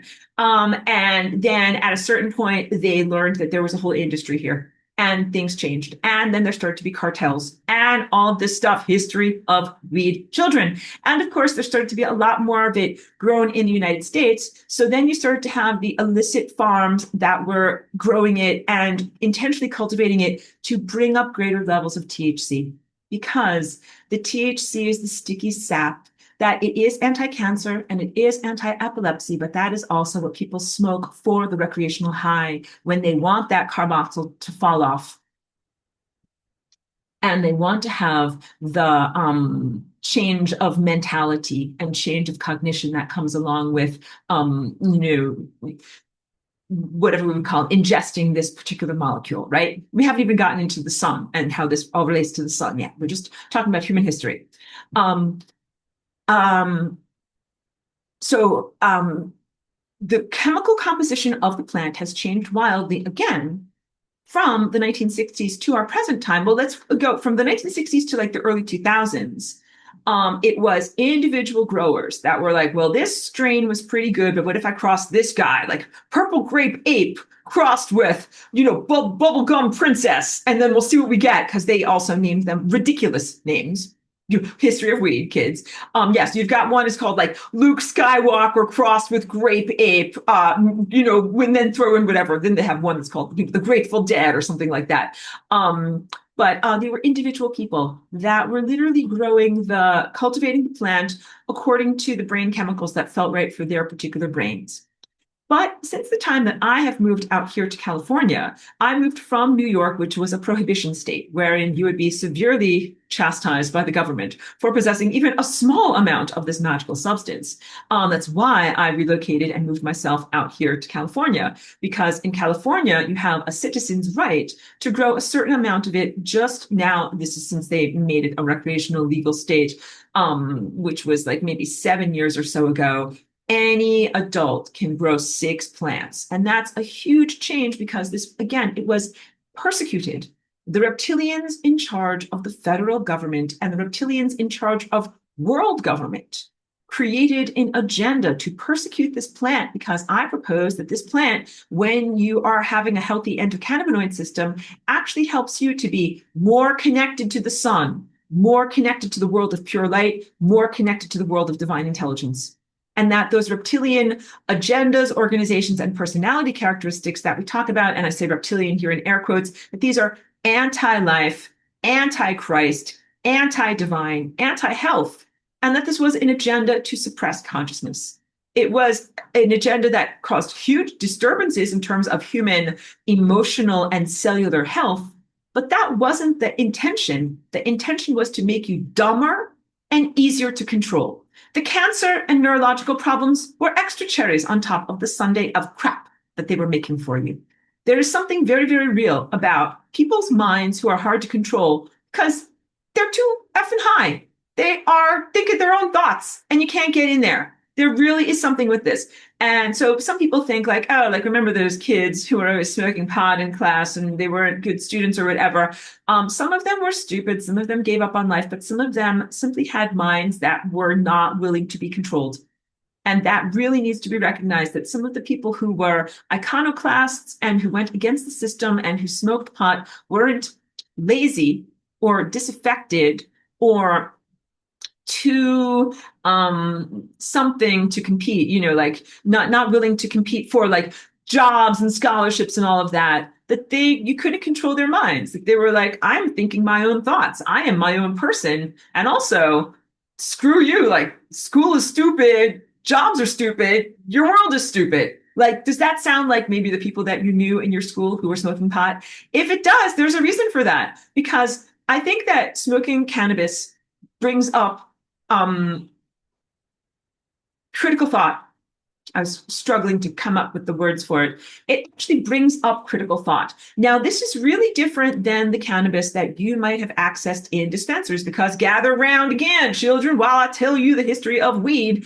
At a certain point here in California and many other states, they decided to make it not only medical, but make it recreational. So up until that point, when it was medical, you could only access it as a patient with a prescription. So I had a prescription for weed and for epilepsy. And I could go to dispensaries and get stuff. But mostly what I did was grew my own plants that had plenty of CBD, which is the anti-epilepsy chemical, and take care of myself in that way. But sometimes I would supplement it by buying stuff from the dispensaries. But in California and many other states, at a certain point, they made it recreational, which meant that not only for patients that had a diagnosis of cancer or epilepsy, now everybody could have it just because you're a citizen. Like you can drink a beer because you're over 18. You can have it because you're an adult and you get to choose to do with your body. But at the same time that they did that, they changed the stuff that they were growing. The farmers changed. The farmers started growing stuff that was all genetically modified weed that they spray a lot of chemicals on, the same as the food crops. And the quality of what you get in dispensaries now is so low. It's just like the change from when bread used to be alive and it smelled so good to when they started to spray the glyphosate on the bread. And then I would walk through the bakery and it smelled to me acidic.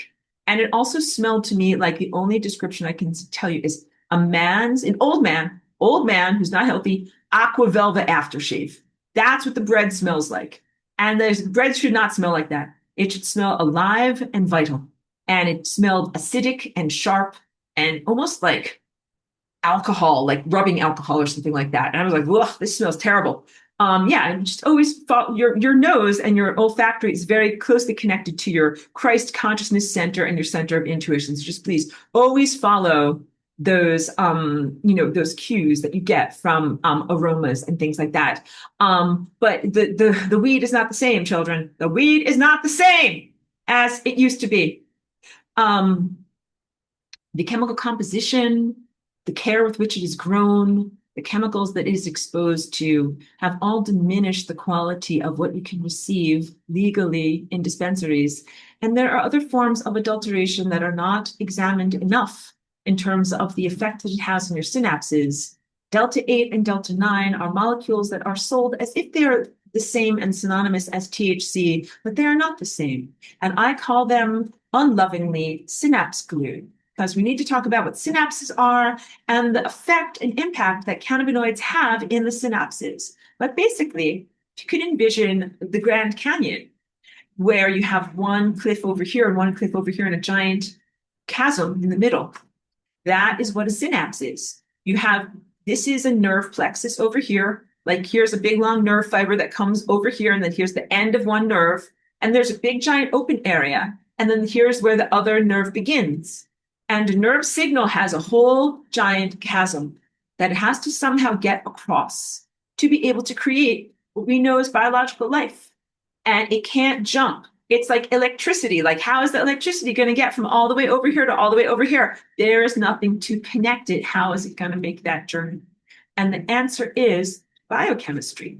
So the electrical impulse turns itself into a biochemical impulse, which is what neurotransmitters are. And then those biochemical molecules, here they are swimming and flying across the Grand Canyon, and they get to the other side of the synapse. There they are uptaken and transformed back into a type of electrical impulse and continue going onward, either, to your elbow or to your brain or to other areas of your body. All right. So I need to hydrate, but then we need to talk about how science is so crappy. Just let me drink.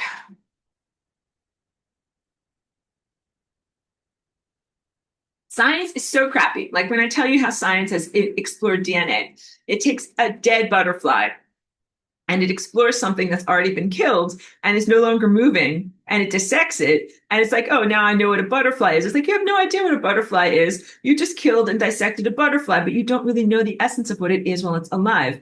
Same thing with DNA. That science is largely studying DNA that is not in its alive and vibrant and dynamic state. But same thing with the cannabinoid system.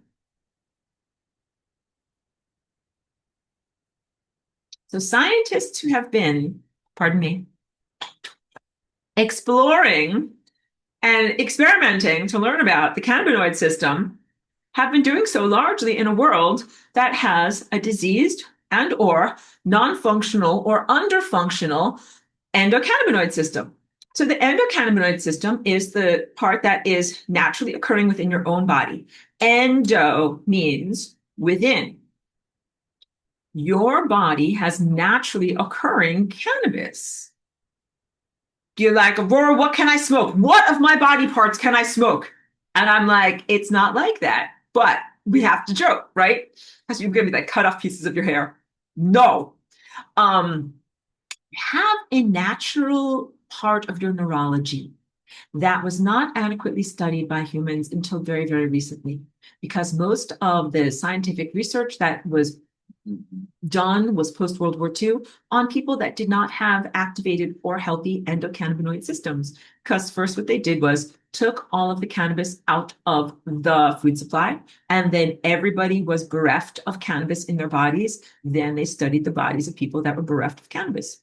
And they said, there's no endocannabinoid system here. We can't see it, which is basically like, if you went a couple of miles in that direction in my town and you looked at this area, you'd be like, I just see a bunch of rocks and trees. There's nothing here. It's actually a riverbed, and it's called the Ventura River. And there is no water there right now because it is dry.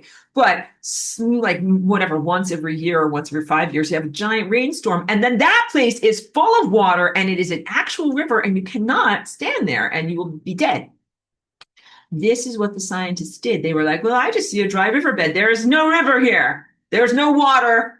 No river exists. I am a scientist. I know this. And no, the truth is they were simply observing something that was non-functional. And then they could not say that it has a name or that it has a function because there was no functionality there. They were observing people that were dry riverbed with no cannabinoids functioning or flowing through the body. So cannabinoids are essential to every aspect of health in your body, including your cognition and your digestion. You have cannabinoid receptors in every single cell of your body. Think about that, folks. Sit in your hammock and think about that one day. Every single cell of your body. So cells have a membrane, and that is like, the doorways and the windows, that the apertures through which things outside of the cell can enter into the cell. And these different apertures are like a lock that has a key that must fit in it. And these are what neurotransmitters are, or chemicals that go into your brain or your cells. They're very specifically shaped so that way they can get into the cell. And I already taught you about the carboxylation, the decarboxylation, that very hard to pronounce word that makes something a different shape so it can get into your brain. If it's not the right shape, it can't go into your brain. In order for babies to digest food, they need cannabinoids on their cell membranes. When you're first born, you have never digested food. You had everything brought to you on a platter through the placenta. Boy, you had an easy life, kid. Then you get born, and the very first thing you have to do is figure out how to eat some food, because otherwise you're going to die. And your cells and cell membranes have no idea how to eat food. So the first thing that happens is when you suckle at your mother's breasts, what comes out is the colostrum, which has all of these amazing nutrients and microbes, so that way you can get inoculated. Like, you need the microbes to be able to digest your food. And guess what else, kids? Cannabis. If you want to know what part of your body you can smoke or something, ingest to try to get high, it's your boobies. Sorry to be so silly, but it's true.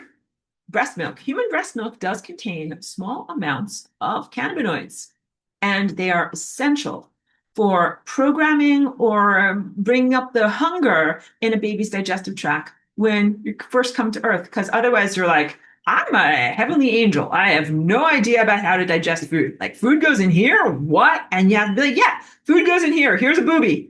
To eat, be alive. And your body has to learn, oh yeah, you have to do stuff here, an effort in order to be alive. So all of these, silly caricatures about the typical stoner, like from Scooby-Doo. What's that character doing? He's always eating a giant sandwich.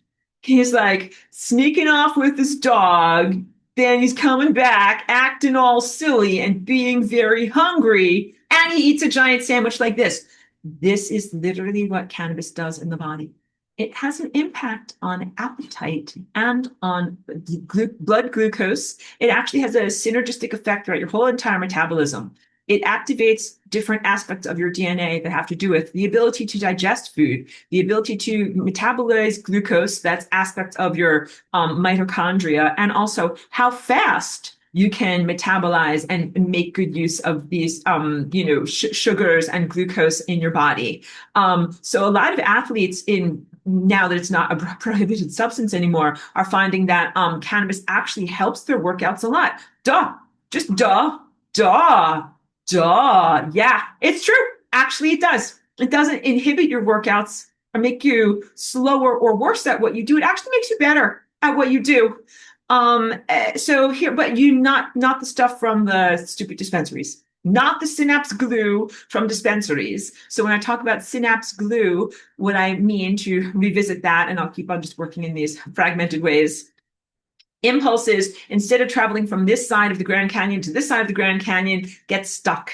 And this is what the delta 8 and delta 9 molecules feel like to me. I don't take them anymore. They, for a little while, were a loophole that people were using to be able to transmit stuff between states of the United States, because the federal government of the United States keeps these substances illegal, but the states have made them legal. So you can grow your pot in one state, but you can't send it to the mail to another state. But they did find that if you change your pot into this chemical called delta 8 and delta 9, that then you can send it through the mail and no one's going to get arrested. So a bunch of these companies have been doing that. But when you do that, it ruins the herb somehow. It makes it not good. Don't do that stuff, because then that stuff that they're making into tinctures or making into these different drugs or whatever, it doesn't really help your brain to be smarter. So when you actually have the correct aspects of cannabis in your body, you are smarter and more difficult to control. And you also have lower incidences of inflammation and diseases and cancer in your life. And they wanted to keep you as very, very easily controlled slaves that are full of diseases. Why? Why they want you to have diseases? Because then you know what? You got to go to doctors and hospitals and be a slave to doctors and hospitals. I'm making this face right now because I'm so pained in looking at and assessing your current level of human society. If you elect me queen of the world, I would seriously destroy your whole entire, not healthcare system, but sick making system, and replace so much of it with dietary cannabis that people grow in their own gardens. Like, not only would I say, like, just make this decriminalized or legal and people can grow it in their own gardens, I literally would make it a foundation of my platform to improve human life in this world by saying people need to, instead of like however much people are paying for their health insurance, if it is $2 or $3 or $5,000 per month, which is exorbitant, and then they go to the doctor because they're sick, because there's no cannabis in their food, and then they still do not get actual good, like, responses to their, sicknesses, because they're not really getting what they need. And then they are having to pay their insurance, a slave to their doctor, a slave to their pharmaceutical prescriptions, and still not feeling well. So I am really one of the only people justified to make these criticisms, because I was living that life. That I have epilepsy as part of the end result of brain damage from, what killed the previous occupant of this body 24 years ago on this day. For many years, I took anti-epilepsy medicines. And in order to have access to those medicines, first I had to have a job and I had to have insurance and I had to jump through all of these hoops. Then once I qualified for all these different things, to be able to see a specialist and to be able to go to this place and to be able to get this test. And then even once you jump through all of those hoops, to be able to get like the special medicine that's extended release and not the generic version that's cheaper that your company wants to pay for. Like, I learned about all of this because I had to learn how screwed up it was. It would be very blithe for me to sit on a cloud and be like, I wave my diamonds at you, like, just figure it out, everyone, just ascend. I'd be like, no, I had to go down there and learn how screwed up the human medical insurance world is and how bogus it is. And through that experience, I learned, like, you're not getting real health care. You have to advocate for yourself as a patient. And then this is also more than 10 years ago, because what I learned was that all the medicines that they offer you are terrible medicines with huge side effects that you don't want to have to take for very long, if at all possible. And that was why I made a vow to change my life, and why I don't live in upstate New York right now, and that's prohibition state, and why I do live in California, because I was able to take control of my life, become empowered, move myself across the country, grow my own garden of high CBD cannabis, and treat my own health. And so I haven't been to a doctor in many, many years. In fact, whatever, probably over 5 years.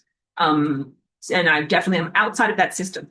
I don't have to have a job so I can have the insurance, so I can have the pharmaceuticals, so I can have the this, so I can have the that, when none of those things really work for me effectively. So the things that work for me effectively are high CBD, tinctures, dietary cannabis, drinking my raw juice, some amount of dietary THC. So I usually take that at the end of the day, and also some amount of vaporized cannabis. And, that usually is something that I grow from my own garden, again, because you can't trust the stuff that's in your dispensaries. Let's just talk, we'll get more into serious stuff. But if you're in a community, only do things that are legal. Grandmother Aurora always, children, please listen, as Big Brother is listening. Grandmother Aurora says, only do things that are legal, never do anything that's illegal. That's the end of that story. Come to my retreats if you want to hear more. But you must always, just collecting my thoughts on after all of that silliness.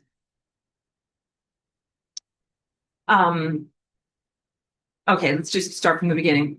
Um, what works for your brain? What works for your body?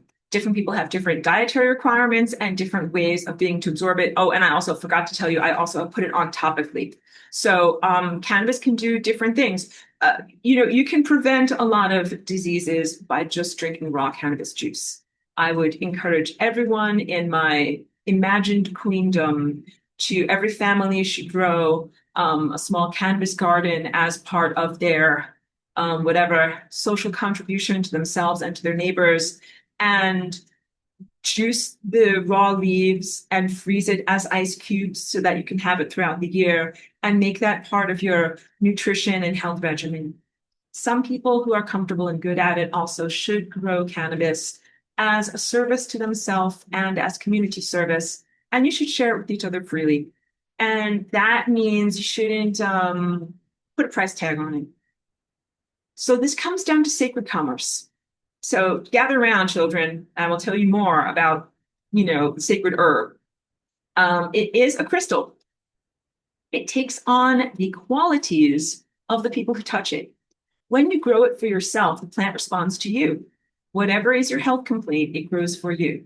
So when I grow my own plants, they know that I have problems in my brain, and they are going to grow the exact recipe of what I need to make my brain feel better. And it is important to be able to have that, because having a brain problem is different than like having back pain or knee pain. You need different things in your herb depending upon that. So you get specialized medicine much more than you get any kind of specialized care when you go to a doctor or a hospital. In the doctor and the hospital, you are a statistic, you are a number, you are put into a meat grinder of bureaucracy. But when you have the ability to grow your own cannabis garden, the plants respond to you and your biochemical needs, and they customize medicine to you. And then each year that the plants change their recipe, they are evolving as you are evolving too. So my CBD needs have changed and grown and evolved from where my brain was 10 years ago to where my brain and my neurochemistry is today. And it continues to grow and to evolve. Okay. So this is important stuff. You become hugely empowered when you can grow this plant on your own. And I have always said people should be allowed and encouraged to grow it in their garden and juice it like a vegetable. And that is exactly what I'm going to do, maybe after our session today or maybe tomorrow. But so I'm in an apartment and I don't have a yard to be able to grow here. So what I've done is partner with a friend. It's my neighbor from my other house over there, a couple of blocks away. She has a large yard and she's a cancer survivor. And so what I do is I take care of all the gardening. I grow all the plants. She waters them and helps to take care of them somewhat. We split the cost of, the fertilizer and things like that. And then we both benefit. She does the raw juice, and I make tinctures off of the flowers that we get off of there, and then I gather the seeds and then do it again next year. And I've been helping her out for years. So I bring this up because I want you to know that ideally you use this plant in order to be out of the system of evil. People often stay at jobs because they have a disease. And the disease is because they are unsatisfied and unfulfilled in their life, working at their horrible job. But their insurance tells them that they must be tied to their slave job in order to be able to receive medical care. So they keep on working at the job of misery, having the symptoms of misery to pay for the insurance that can then alleviate the symptoms of misery. What they really need to be doing is not working at the job of misery and ingesting dietary cannabis. Now, many people would say, like, Aurora, that doesn't sound like healthy advice. That sounds like telling people to drop out of society and stay home and smoke pot all day. And I'm like, that's not what I'm telling you, because that is not healthy behavior. And I have had bad housemates that did stuff like that. So no, I don't advocate for that at all. And I hope that we can blast through and eradicate that harmful and corrosive caricature. Because there's the caricature of the hungry stoner who eats a giant sandwich because literally the cannabinoids bring up hunger and help you to digest your food. But there's also the corrosive caricature of the stoner who smokes pot and stays in their pajamas and watches Netflix all day. And I hope that I can eradicate that from your consciousness. It is corrosive reefer madness level propaganda, not truthful. And also, I am a daily cannabis user. and I'm extremely productive in all areas of my life. When I took pharmaceuticals for anti-epilepsy drugs, I had such giant side effects and was sometimes so, non-functional from that there would be days where, I didn't do my artwork or couldn't do social appointments or something like that. Like I had to cancel on things because I had side effects from my medicines. Since I started taking CBD and raw cannabis juice, I don't have that anymore. And I also had to change my life a lot because I'll tell you, so just as my personal sharing about my life as a medical cannabis patient, I told my doctors in upstate New York, like, I'm moving myself to California. I'm going to drink raw cannabis juice. And you should have seen their faces. They're like, Aurora, like, you can't do that. You're not allowed to do that. I was like, I'm doing it. I'm doing it anyway. And I was also like very young as a walk-in and didn't know a lot of things. But yeah, family members were also like, you are not allowed to do that. And I was like, I am going to do it. So yeah, and so no one helped me financially either. What I did was first I had some friends of friends who knew people that had cannabis farms in Northern California. And before I moved here, first what I did was I spent about 3 months working on the cannabis farms of Northern California, trimming buds, getting paid by the pound because I needed money to be able to do this move. So I had someone else watching. I didn't have Cheeky, I had a cat. Someone else stayed in my apartment in upstate New York. And I went to the cannabis farms and I slept on the floor with everyone else because we all like had sleeping bags and they just like slept on the floor. And there was an outhouse. There was not like a flush toilet. Like you did not have glamorous accommodations is all I'm trying to say. And of course I ingested a lot of cannabis. Come to my retreat, I'll tell you all about it. I didn't do anything illegal by being there, but some of the people that I worked for probably did stuff that was illegal. I knew nothing. I know nothing. And then after working hard as an agricultural, basically, worker for many months, I had enough money to be able to move myself to Northern California and stay. Shared a house, stayed with a friend, and started my garden, started juicing my stuff very seriously. And I also changed my diet. This is big stuff because it wasn't just the addition of dietary cannabis back into my diet. It was also the removal of most sugar, like definitely high fructose corn syrup and white sugar and processed sugar, and also inflammatory grains. And so that's wheat and corn and soy and pretty much rice and pretty much everything.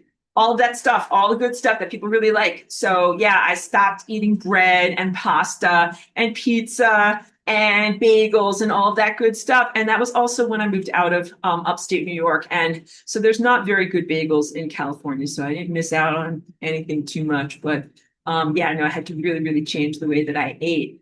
And that's because doctors will tell you that epilepsy and some other conditions are the direct end result of excessive carbohydrates. And you can improve your life amazingly by reducing the amount of carbohydrates that you eat. So for many, many years, I was not fully ketogenic because please know it is extremely difficult to stay in ketosis. Like they invented the ketosis diet for people that have epilepsy. I have epilepsy and I found it to be too restrictive. Like you cannot eat like one strawberry if you're really trying to stay in keto. So no, I did this thing called low glycemic. So I cut out all of the breads and pastas and sugars, and that includes stuff also like yogurt, which has sugars and those types of feelings in them. And I did everything that was food combinations, where if you're gonna eat something carbohydrate like blueberries or whatever, you have to pair it with a fat and a protein. So that means pair it with something like coconut milk and hemp seed. And then if you blend all of that up into a smoothie, blueberries, coconut milk, and hemp seed, then you have balanced nutrition as opposed to pure carbohydrates, which tend to cause chain reactions in the brain if you're carbohydrate sensitive.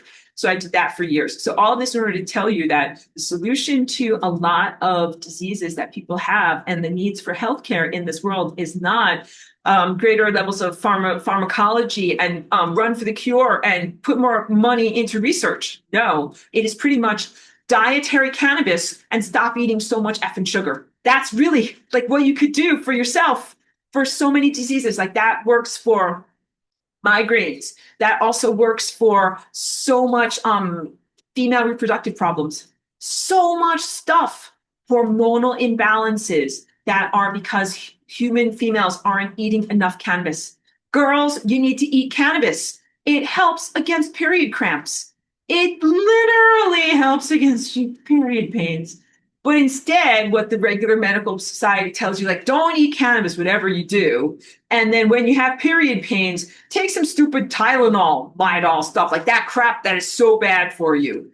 So no, you must completely jump away from all of that non-healthcare, disease management, terrible mind state. I had to come here and learn about how wrong the medical system is so that way I could stand here before you and give you this extensive diatribe on what is wrong in your world so that then I can also bring you the solutions, which are actually very easy, very affordable, and do not require the restriction of the laws of physics or anything to that extent. You just need to grow this plant in your garden and juice it the way that you would juice any vegetable. And that you could basically stop having to go to doctors and hospitals. So I was giving you a laundry list. Female reproductive complaints, anything inflammatory, anything autoimmune, headaches, neurological, circulatory, heart health, eye health. Because again, glaucoma is directly treated by this chemical called CBG. So that's not CBD. It's in the same class. It is a cannabinoid, but it is somewhat different. It's called cannabidiol. And the G stands for get out of the way glaucoma, because CBG can help you to not have glaucoma. So many of the things that people go to doctors for can be fixed or prevented by eating some herb. Yes, that's what you need to do.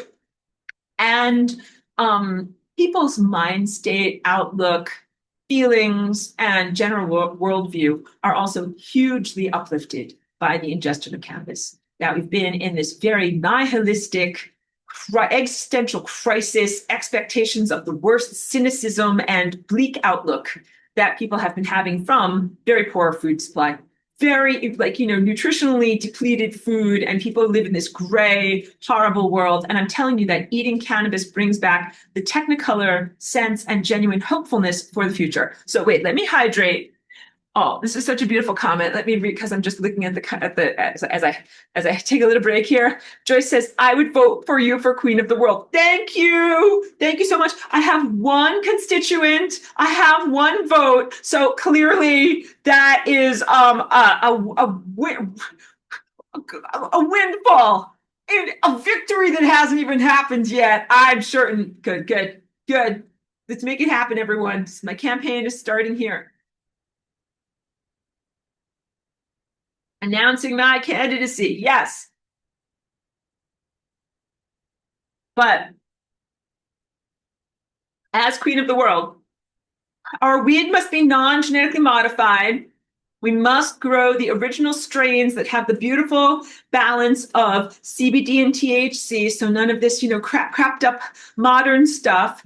And we must grow it organically without a bunch of chemicals. And it's to be gifted to one another. So this is also my personal energy that I put onto the plant. Be open to what I have to share. So much of our world in the five senses and materialism is about commodification, selling water, selling food, selling the basic nutrients that we need to be alive.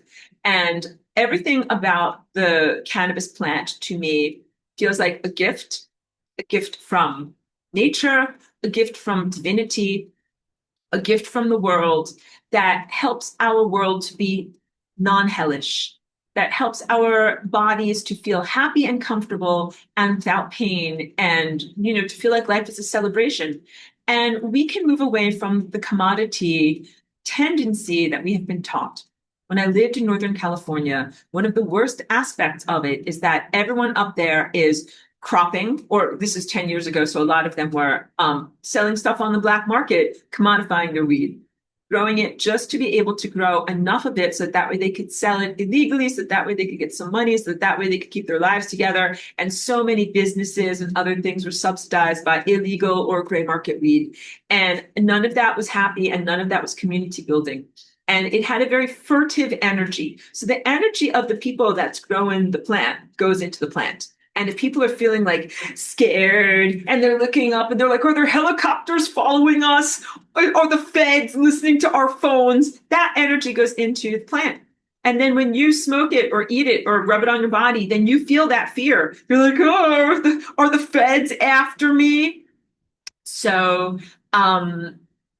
much, much better and so much more important to support the conscientious farmers or conscientious producers of the plant. And sometimes that means not giant commercial farms. So as I return to, give closure on this other item that I was telling you about, what if you live in an apartment like me and you can't grow your own herb? Grow with a friend or find someone else who has grown enough in their garden that they want to gift some to you. If we take away the motivation of like grow it and then sell it illegally to somehow get some money, and it just becomes something that you grow for yourself and for your family and your friends, it completely changes the energy of the thing. So here's a nice little anecdote. I won't get anybody in trouble by telling you this anecdote. In my neighborhood that way, I know someone who they've since moved, but there's kind of like an older dude who is like super straight and he worked in insurance. He wasn't like crazy or anything like that, but his dad died of ALS and his dad could have benefited a lot from cannabis. It's like ALS is a neurological problem. So after his dad's death, to honor him, this guy who was super straight and wasn't even really a cannabis user, he grew a couple of plants in his backyard very casually. Like someone gave him the little plants this big, and he's like, yeah, like I just threw them out there in my garden. And he's got this big, beautiful, nice organic garden with really great soil. So the plants got to be like 14 feet tall. And that was when he called me because he's like, Aurora, like, I don't know what to do with all of this. You know what to do with all of this. So this is years ago. I went over there and I helped him out because he had like an embarrassment of riches. He had a good problem, which is what do you do when you grow something that is literally like a Christmas tree and you don't even really use it? So I helped him to be able to harvest that. You have to go through a whole process. And I had learned about doing this when I did, of course, done it for myself, but I lived on all the farms up there. So you have to hang it up so that it dries. And then you also have to take it off of the way that you have it drying. And then you have to put it into, containers and make sure that it, doesn't get degraded. And then, after a certain point, you trim off the excess leaves and then you can put it into longer term storage. So it's an art form. Just like when people grow grapes or tomatoes and then they do the sun drying process to turn them into raisins or sun dried tomatoes, like it's a whole process. So once we start to look at cannabis not as like some evil drug like cocaine or something like that, like it is not in the same category at all. You shouldn't look at it as something to sell by the gram or expect it to ratchet you out of poverty somehow, like you're going to sell a giant crop and get rich. It's a totally different thing. Yeah, you have to treat it like an agricultural product. When you harvest it too, you have to make sure it doesn't rot. So just like growing grapes, you have to make sure that it gets to the right amount of ripeness. Then you have to make sure that you harvest it at the right time so it doesn't get moldy, it doesn't get destroyed. Then you have to make sure that it gets dried out in the right way so it doesn't get moldy or destroyed. And then you have an end product that you can either put into long-term storage or you can do like what I do, which I turn it into different tinctures and other things that can last for many years. So all of this in order to say that my friend who has since moved to France called me up because he called the emergency help with pot line, which is me. And I helped him to harvest his crop and everything. And then he was like, well, Aurora, like I don't use this. I don't need it. I helped him to make it into a bunch of tinctures that he was gifting to different patients that he knew. But eventually what he did was he just gifted it all to me. He was like, look, just take it, use it, give it to other people, make stuff that people can use to benefit from it. So that's what I've been doing for literally for years, especially helping out my friend who is a cancer survivor. So again, I'm not getting anyone in trouble by talking to you about this on the internet because in California, it is legal to gift the plant to other people. So it only starts to be a problem with the United States government when you start to involve money and commodification and taxes and sales tax and all that type of different stuff. But you have the right in California, just as an adult, to grow 6 plants. And also you can just gift, probably about that much to someone else. Like, there's a weight, but you can just gift it to someone. Be like, here, take this. That is what I propose to all of you. Now, I know that this is a radical restructuring because everybody is used to this drug like expectation of a drug marketplace that I don't want you to have that expectation of. Don't want you to treat it like a drug. I want you to think of it as a vegetable, and I want you to grow vegetables in your garden, and I want you to share it with your neighbors just the same way that you would share tomatoes or cucumbers. And the stuff that you grow and the energy and the love that you put into it is better than anything that you can get that's genetically modified, sprayed with chemicals, and is available at a dispensary or whatever, some smoke shop or something like that. Okay. The energy of the person that grew it, and also, key point, the generosity. As herb can take on the feeling state of people if they are afraid, if they're paranoid, the helicopters are going to get me. That goes into the flavor of the plant material. If people are giving it and gifting it in generosity, that goes into the flavor of the material too. When my friend gifted me his crop and was like, here, I can't really use this. You take it and give it to people who are sick and who need medicine or help. That went into the feeling state of that stuff. And then, of course, I followed through and made it into tinctures and helped people with it. And you help the world by doing this. If you get something and then you're like, well, I have to do this, and then I'm going to charge $18.99, and then I have to add this much for 8% sales tax and this and that, it changes the frequency of what is in that little bottle. And of course, we should all be abundant. We should all make money. We should all be happy and everything like that. But I think on this particular substance, we all benefit when we do not put a price tag on it. And when we simply share it with each other in the spirit of generosity and gifting and giving it to one another. Of course, never always follow the laws. Grandmother Aurora says, always follow the laws. But whenever possible, grow it in your garden, juice it like a vegetable, and then gift it to others. Because also, like, my friend grew a 14-foot tall, like, Christmas tree, and that's enough for several years. Like, if you do that in your community, like, someone's always going to be abundant. Someone's always going to have so much. They're always going to have extra. And another key point about this, it's not like having a bar of gold. Like, a bar of gold does not degrade. It will be there in 20 or 50 or 100 years. This is a plant material, and it actually has a limited amount of time that you can store it. Like anything like oregano or basil, it loses its flavors and essences after a certain amount of storage, so you gain nothing. If you grew a big, giant, tall tree and kept it all for yourself, and like the precious, and then you're not going to share with anyone else, and you have buckets and buckets of it, and you can't even smoke that much, and then 5 years later you've still got a huge surplus. At that point, like, the stuff, it's like straw, you know what I mean? Like, it loses its medicinal qualities and it becomes no longer potent.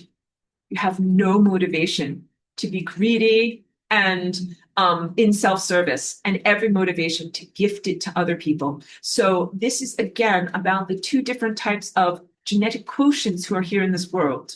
Some of us are the benevolent ones, and we benefit from the ingestion of cannabis. We have a natural cannabinoid system that helps us to be alive and in this body, and we sustain each other through community. When you think about, like, your mom and breastfeeding and mothers taking care of their babies through cannabinoids in breast milk, it's community. All right. It's what reptiles don't do. Reptiles do not breastfeed their children. They are like, yeah, good luck, kid. Go take care of yourself. The I can't even talk. The cannabis and the cannabinoids in our natural system is very much about the loving maternal energy of our world that kind of recognizes, like, this is a very, very difficult, harsh environment. Cannabis helps you to live amidst this incredibly harsh environment. Okay, so I'm going to talk about the sun and our connection to the sun and the stars. Hold on a second. Let me also, my AC is blowing because it's hot in here. But so I want to talk about the sun, but I also want to read comments, but I also just want to hydrate a little bit more. Hold on a moment. I have some wonderful grapefruit juice over here. Thank you. Okay, comments. Charlie B, thank you for being here, says, LOL, seems like growing cannabis is like growing zucchini. Everybody knows you always end up giving away more than you keep. This is very truthful. And in a world that isn't strangled by greed, that is exactly what our world would be like. You'd be like, I have way too much. I will, like, throw this in your car so that I can get rid of some. because that's what we joke with zucchini. You have to lock your car because otherwise people will open your car to leave the zucchini in there because they have too much of it. It's exactly the world that we would live in. And that's a paradise world. And that's the world that we want to inhabit. So we don't want to live in the world where people are growing a giant monocrop, using a lot of chemicals, creating a lot for themselves, and then penuriously selling you tiny little bags for inflated sums that make you have to sacrifice your time at a job of misery so that you can buy a tiny little amount. None of that works. None of that works. Okay.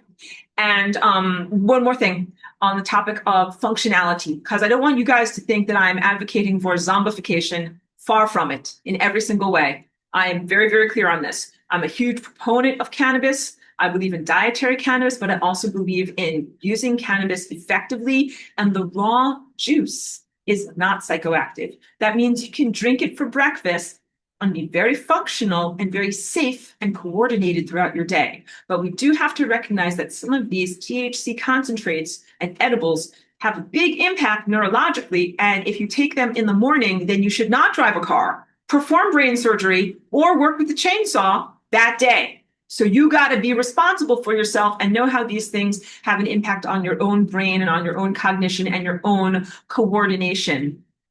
And some of the other things are storage. So what I do is growing my garden over at my friend's place. It is the harvest time of year right now. So when I harvest the plants, some of it is dried and processed for tinctures, but the parts that most people throw away, the large sun-catching fan leaves, I take those while they are nice and fresh and I treat them like a vegetable. I put them into linen produce bags to preserve them. And then when I have, because I don't always have time on that day, so you get these ambrosia bags. They're really, really good, and I love the company that makes them. They're actually here in Ojai because they preserve the produce so it won't get moldy, and you just wet the outside of the bag and stick it in your fridge, and then you get like apples, lemon, and ginger. And you run it through the juicer. And it's got to be a slow masticating juicer, like not a lot of friction, because here's the key point. Friction will activate your juice and then it will be psychoactive. And then you should not run a chainsaw. So make sure that everything stays cold. Don't want to heat it up. So don't put it in a Ninja blender because that Ninja blender, like it heats up.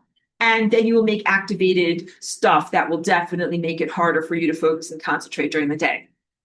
And after I do all of my wonderful juice, and I keep my apples really cold too, so that way the whole thing stays nice and cold, then you put it into an ice cube tray and stick it in the freezer. And then after the cubes are frozen, you can take them out of the ice cube tray and put them in a mason jar and seal up the jar and just store it in your fridge. Store it in the freezer, must remain frozen. So you have ice cubes of your juice that are made in the freezer. And then what you can do is take out 1 or 2 juice cubes per day. And then I usually have that with some commercial juice, like whatever, some mango juice or something like that, and just put the cubes in there and swirl it around and drink it. And so doing that will help your health immensely. Always be legal and do things that are socially appropriate in your world. But that is transformative. And in the year that I wasn't able to have access to the juice, I felt such a change and downhill, not good change in my body. Skin texture, like much more chronological aging, much more difficulty with neurological stuff and concentration, much more difficulty with digestion, less flexibility in my body. So basically, drinking cannabis juice helps you to feel healthy and vital in all of the ways that we associate with being young. Helps with your skin clarity, tone, and texture. Helps with muscle tone. Helps with joint health. Helps with flexibility. Helps with energy on a mitochondrial level, like when you can get out of bed in the morning, helps you to digest your food, helps you to think clearly. Like these are all the things that are basically being young and vital. And when they took cannabis out of the food supply, what they were really trying to do is make people old before your time and decrepit.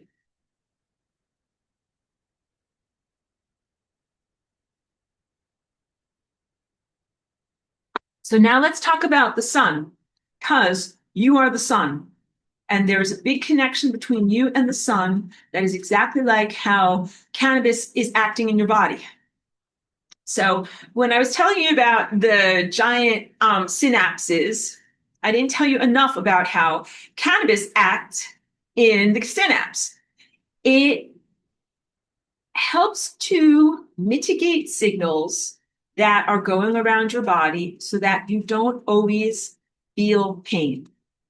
When there is, so let's say your brain is over here and your big toe is over here, and you stub your big toe and the pain signals are going from your nerves and they're going from the toe to your brain. And the signal says like, ow, ow, ow. And it just keeps going there. All right. And your body needs to know that you just hurt your toe. And then it's like, thank you very much. Now we don't need to hear that pain signal anymore. We need to start fixing things. When there is no cannabis in the body just keeps hearing the pain signal. But when there's cannabis in the body, what the cannabis does is it goes into the synapse, the Grand Canyon between the two cliffs, and it stops the pain signal that's coming like this from going any further. Like here's cannabis, and it hits into the cannabis, and the pain signal cannot go any further. And then your body feels better because your body is like, hey, I don't feel that pain in my toe anymore, or that chronic back pain, or that chronic headache anymore. So science and medical science was studying the unhealthy system of unidirectional neurological communication throughout your body. Post World War II, everybody had a unidirectional system because you stopped eating cannabis and stopped having a healthy endocannabinoid system, and the signals only went in one direction. They only went like from your toe to your brain. And there was nothing to mitigate those signals to say, hey, we don't need to hear those signals anymore. No off button, no way to not hear those signals. And so science studied those people and was like, oh, this road system is one way. The traffic only goes one way because the two-way traffic only happens when your body has adequate cannabinoids. And so now let's talk about energy coming from the sun to humanity.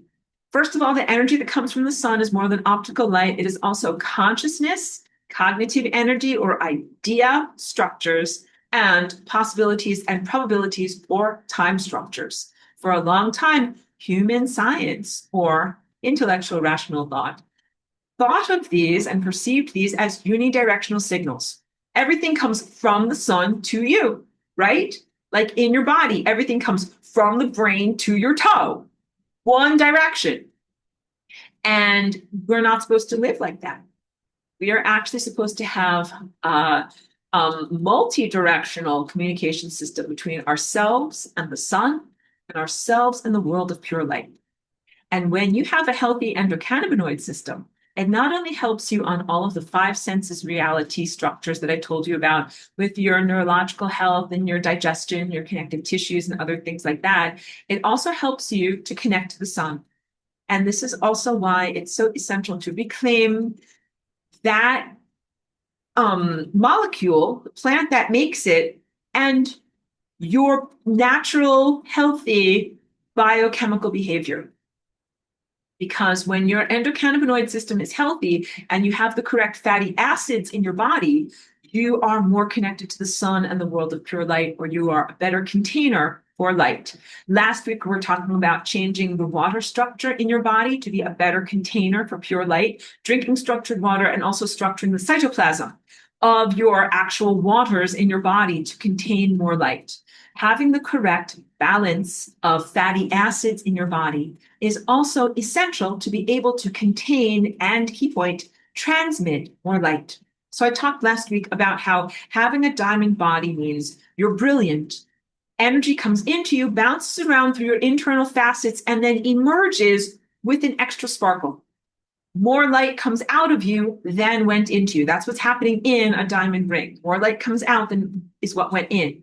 You amplify the light that comes into you. When your endocannabinoid system is healthy and functional, you are a better amplifier for the light that comes into you. In fact, what you are supposed to do is have a multi-directional relationship with the sun and the stars, where light comes from the sun to you, but then you send and reflect that light back to the sun and also to other places too. So you must think of yourself as a miniature sun or an outgrowth of the sun, or really an appendage of the sun. And think of it as if there is no space or no separation, better word, there's no separation between you and the sun. You are part of the same organism. And you have a sun that is internal to you, but you're still activating it or learning how to rely on that entirely. So for this part of your journey or this part of your level of development, you must rely upon the external sun. And energy doesn't just come from the sun to you. Like the sun is going to make you and then give you a lot of time, like a stream of time that you can experience. And then at a certain point, you're going to have enough cognitive energy to create your own stream of time. You're like this. I don't exist yet. And then the sun makes you. You're like, I exist, but I still don't know how to make stuff happen. I'm getting all of my stuff from the sun. Stuff.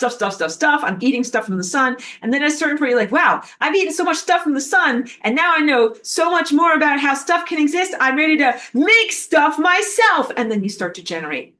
You start to generate ideas and potentials for the future and time structures. Okay. So, and then of course, one day, spoiler alert, you become a sun or you become a star. So you're supposed to send back the catalog of your experience from what you're experiencing in life to the sun in real time. And it should be like a live stream.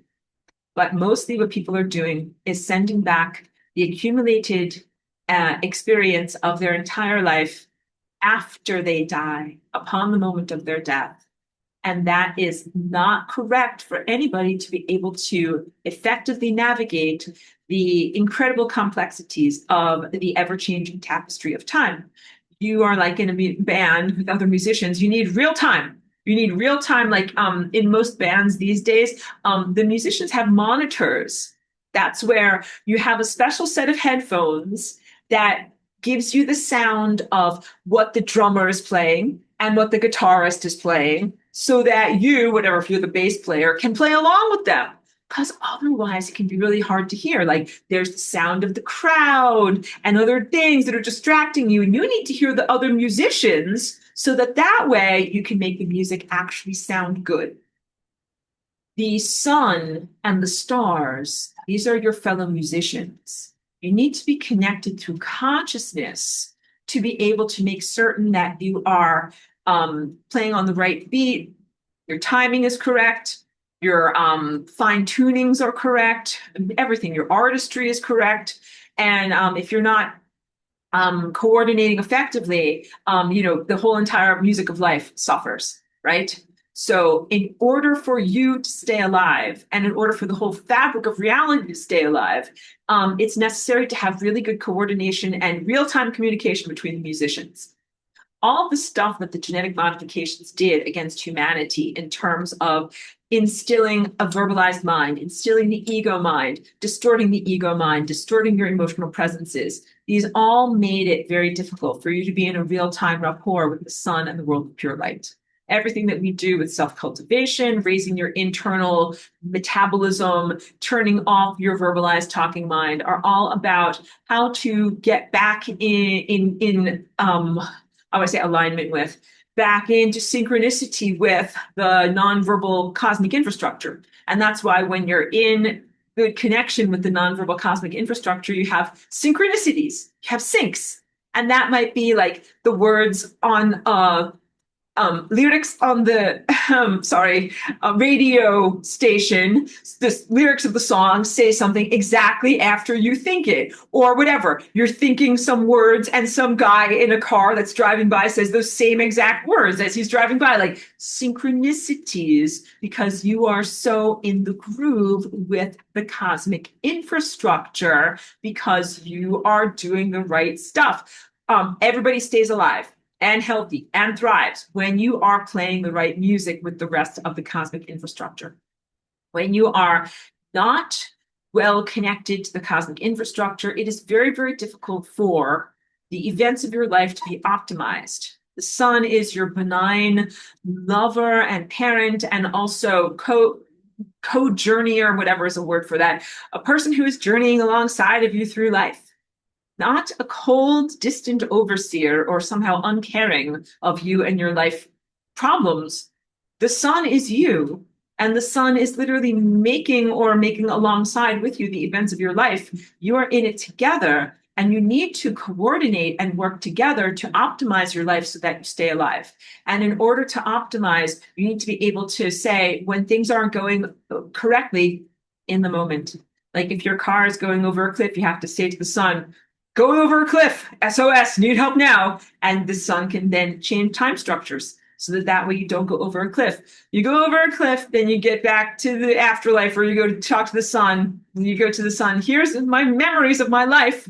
And the sun is like, gets them into his brain and is like, well, thank you very much for the memories of your life, but I wish I had had them 5 minutes ago because I would have stopped you from driving over that cliff and life would have been a lot better, okay? So in order to have correct real-time communication with the sun, we have to have our endocannabinoid system functional. When our human endocannabinoid system stopped being functional after World War II, our rapport with the sun and the world of pure light went down. And our capacity to coordinate and synchronize effectively with the rest of the cosmic infrastructure also was diminished as a result of that. We got less alive and have fewer years of being alive, and the whole tapestry of time got less alive and is imperiled by this negative thing that is going on. So it's not just something that is recreational or optional or frivolous or decorative. This is structural stuff. This is real structural stuff about whether, because some people think about pot as like, it doesn't really matter. Like, you can smoke it or not smoke it. It's not like everything, but it is the healthy endocannabinoid system is essential for you to ascend and have a healthy consciousness. And what we're really talking about now is when I say healthy endocannabinoid system, two-way communication. Energy and optical light comes from the sun and it reaches you. But then energy and consciousness light comes from you and goes back to the sun. That part of the relationship must happen. If that part doesn't happen, you do not have health in the solar system or in the fabric of reality. So human science has been studying humans that are not healthy since the end of World War II. All of the signals coming from the big toe keep on going to the brain. Ow, ow, ow, ow, ow. That is not a healthy body. And then made all of these pronouncements and drew conclusions based upon only studying unhealthy people from a certain time period. In the same way, for a very long era of human history, humans have been receiving ideas, energy, and optical light from the sun, but not sending the energy back. The energy has been going in one direction, but not both directions. And you have not had genuine health in the solar system. What we need to do is to bring about again or reconnect through Flying Rainbow Lasagna your individual life experience with the sun. And it should not happen only like once in a blue moon or once a year. It should happen every second. It should happen all the time. Like when you're doing a live stream on a social media or whatever, you're not like, okay, like here's a glimpse of my life. And then 1 minute later, here's another snapshot of my life. Like that is not good image quality. You have a constant connection with your audience wherein they're able to sense what's happening moment to moment in your life. That's what you're supposed to have with the sun. You're supposed to have in every moment of your life a beautiful connection between yourself and the sun or the world of pure light. So that way the sun always knows what is happening to you, what you need, and what needs to change and be optimized. So that way you can stay alive and be healthy and continue forward into the future. So what the sun is doing, if you can imagine, is creating kind of like a spherical shell of emanations. This is virtual, not literal, but is sending out this spherical shell of possibilities and time structures. And then you experience it. Like here's you experiencing those time structures. And then what you need to do is send back the reviews. to the sun and be like, okay, sun, like, here's what I felt. Like, here's what I saw. Here's how that went. And then the sun gets that energy back and makes a real shift as the auteur of reality. Be like, oh, that's not a very good story at all. Let's shift it. Let's make it different and better. And then what the sun does is optimizes and it emits time structure again. And what this feels like is almost like moving forward through time and then rewinding back to the beginning of the story and then writing a better story and then playing out the story again, but then moving back and then making it better. I didn't have my little red sculpture. It's all the way back there. But this is exactly what I'm talking about when I use that time diagram for you as well, that you reach the membrane of death and then you optimize and rewrite the reality structures and go back to the beginning and try it again. So this is a similar refinement process, but it does not include the experience of death. If you have died, you have already let this experiment go way too much in one direction. Should not have to actually die. So death exists because of the failure of the two-way communication system. When the two-way communication system is started again, you do not have death because the sun optimizes the time structures. So this is much more than simply the biochemistry of THC protecting the body from the development of cancer or creating apoptosis in unhealthy cells that need to die. This is also about the stories and narratives of your life being sent to the sun so the sun can recalibrate them in real time and make certain that you are given exactly the changes or shifts onto the correct time structures so that you stay alive. The two-way communication system is helping you to navigate time much more effectively. So now when I tell you about the mental effects of cannabis, it is much, much more than just something that is soporific, that makes you tired, or something that takes away your pain. It is not that. That is much more like an opium. And I'm not an advocate for people to use opium. Opium does not actually bring you to enlightenment. There are natural opioid receptors that are in your body and natural opioids that are part of your body process. And opioids are not about, again, consciousness elevation or enlightenment or greater levels of ideation. But cannabis and cannabinoids is or are. Cannabis increases your natural intelligence and gives you greater levels of insight. So cannabis has an impact on your pineal gland or let's define it as your higher senses.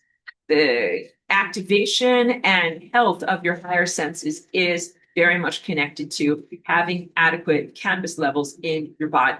So having enough cannabinoids helps you to be healthy on a cellular level. Having cannabis in your body and in your neurology also helps you to make connections cognitively that you would not have been able to make otherwise. And some of them include leaps of insight and also changes in your vocabulary.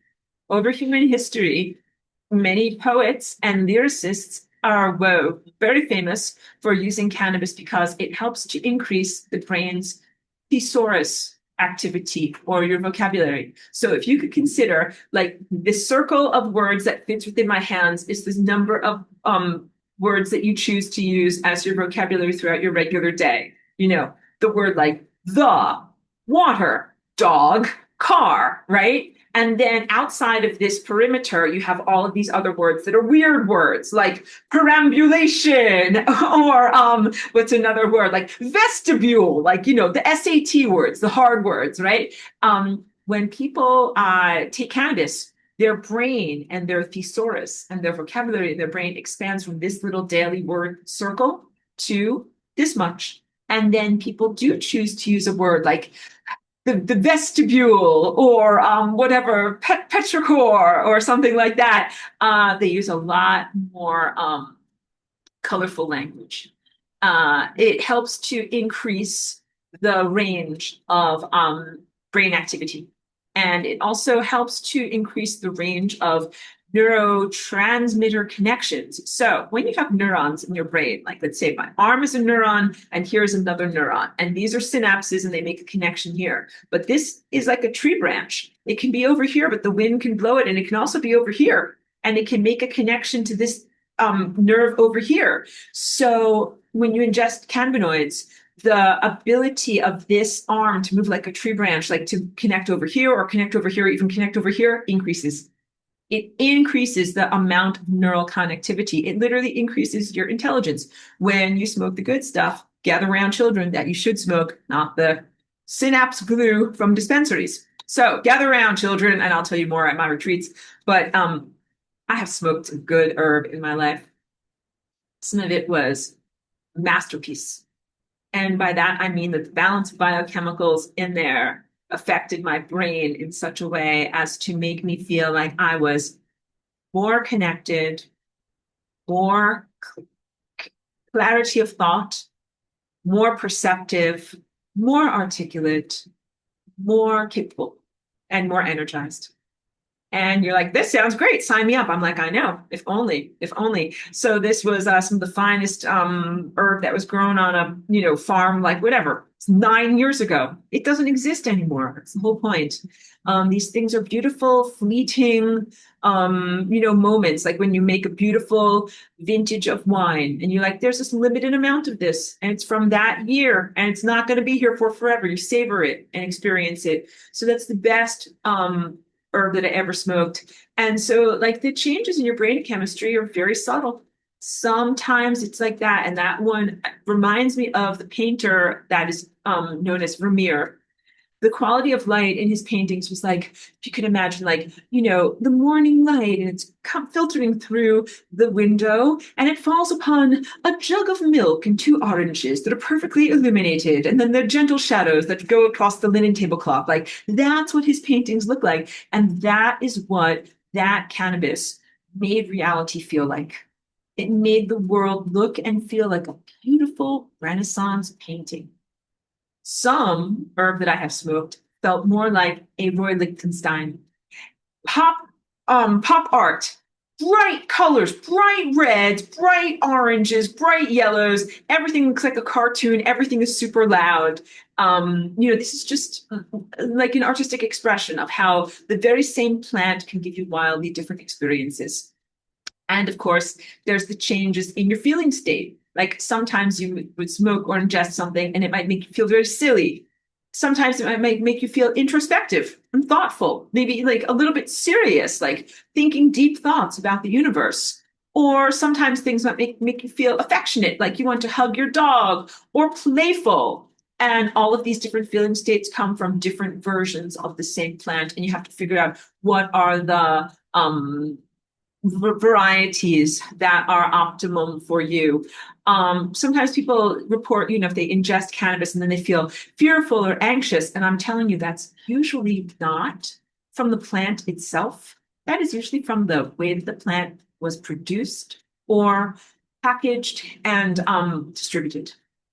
So even if you grow good stuff, if you put it in a trash can and then whatever, hide it on, a garbage barge and then ship it somewhere else and then someone else gets it, like that is going to be garbage barge feeling state. That's not going to be beautiful, peaceful, and uplifted and expansive feeling state. So you guys, that's why I kind of give you my stories from the old days, good old days, because there's a lot of things that like you can't even experience anymore. They don't exist. They're not grown anymore. And yeah, there were a lot of things in the good old days that just aren't grown anymore. But then there are, there's still a potential for people that are keeping their, let's call it artisanal strains alive. Okay, wait. I'll get to more comments, but first let me get to this. Mary Ellen says, cannabis raw saved my life too from a brain injury. So that's beautiful to hear. And you can share as much as you would want to, Mary Ellen, because I recognize people have, privacy concerns or whatever. But I will tell you, as a person, I've had a brain injury, and cannabis radically improved my life. Like the first several years that I was here with no medical treatment, my brain was very inflamed and very chaotic and not good brain health at all. And I had lots of uncontrolled seizures, and that's not a good way to live.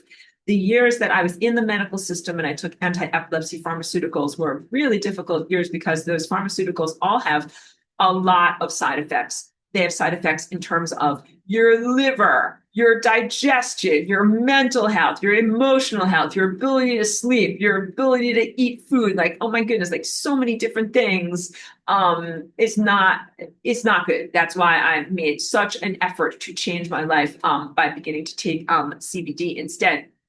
Um, when I first came to, so I started to teach myself the piano when I was still in upstate New York. But one of the challenges was as I would learn to play a song, I would have a seizure, at a certain point, and then it would like erase everything that I had learned. Like I'm busy learning over the course of many weeks a new song. And then as soon as I would have a seizure, that it would erase all of my hard work because I couldn't remember things and then would have to start from the beginning again. So when I first moved to Northern California and I started to get CBD and drink the raw CBD juices and smoothies and stuff, that was when I first started to be able to grow as a musician. Because for once, I could learn a song and learn how something goes, and then it would stay in my brain. It wouldn't like evaporate away because my brain was so chaotic. And that was like whatever to 2013, almost 12 years ago. And that was the beginning of me really being able to express myself musically. So I started to grow a lot. And then also, I used to play either with my left hand or with my right hand or sing, but I couldn't do all of the things like play with both hands and sing a song at the same time. And after starting to take CBD and doing that for maybe 3 years, like when I first got here to California, then my music grew inside of me and I could play with both of my hands and sing and express myself a lot more. And then but I was still playing other people's music. And then it was even still maybe 4 years of taking CBD tinctures after that. And then I finally started to write my own music. So all of that is a journey of brain health and healing and reorganization literally from CBD. And if you want to know what CBD does is it cuts down excessive signals in the brain. So in my brain, I have a lot of static that is excessive signals that comes from the scar area where my brain was injured. And sometimes it's like the rest of my brain is like, can you shut up? Like your scar tissue, like, can you please shut up? Because you were too loud. And the scar tissue was like, what? I can't hear you. I'm too loud. So the CBD turns down the volume on the scar tissue and then makes it possible for the rest of the brain to have healthy, normal communication. And that was what I needed to do, turn down the volume on the scar tissue so that way my brain could learn music. And also, I got a lot more coordinated with my body through taking CBD. I used to not be very coordinated, like, walking, running, even dancing. My dance improved from being able to coordinate all four of my limbs. And now you can tell, like, I walk while I do my classes and things like that. So, has really huge quality of life improvement for me as a brain injury survivor. And I share that with you so that way anyone that might be someone who's listening, or you might be a family member of someone who's a brain injury survivor, CBD can really help. And at this point, it's totally legal in the United States. You don't need a special prescription for it. It is not expensive. I used to always, have to like grow my own and do all these different things because I couldn't, like you would go to the dispensary, it would be $100 for like a little bottle that would be just like enough for a few days. So I had to grow it myself because I had such, like I was taking so much of it.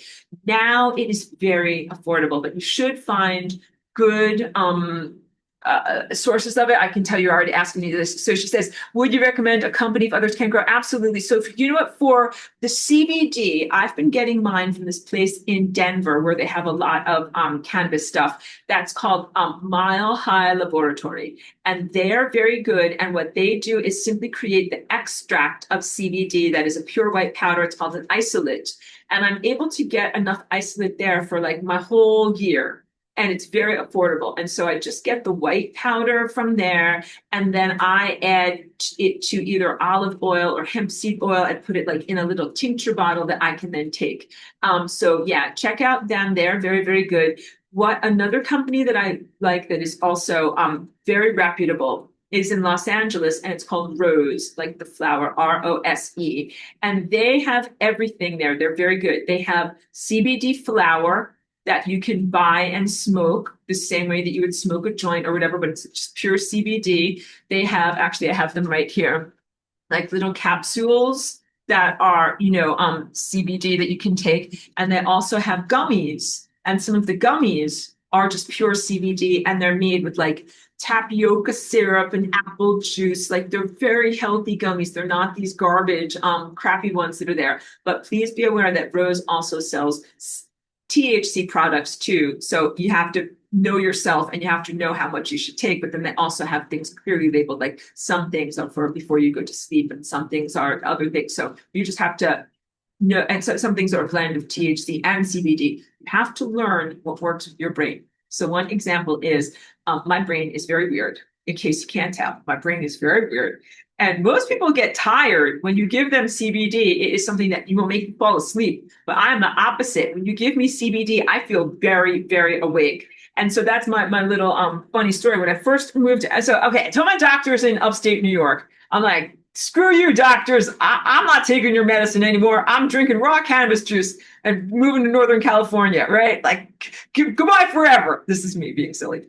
And they're like, no, Aurora, you're not allowed to. I'm like, watch me. Okay. So then I moved myself many months later out to California. And then I finally got like access to CBD. And I remember the first time that I took CBD before I went to bed, I'm like, hooray, I finally got my medicine. My life is changing now. And then I was laying there all night long, like so awake. Like, have you ever been like with your eyes like so open at night when you're like, I'm supposed to be asleep. Why am I so awake? And I thought I had ruined my life because I'm like, I moved myself all the way out here to California. And I gave up all my friends and all these different things. And now I can't fall asleep. And what am I going to do? And then I had to learn that some people respond to CBD the way that some people, like by caffeine. You feel like you have drank caffeine and it makes you feel very awake. And so that is me.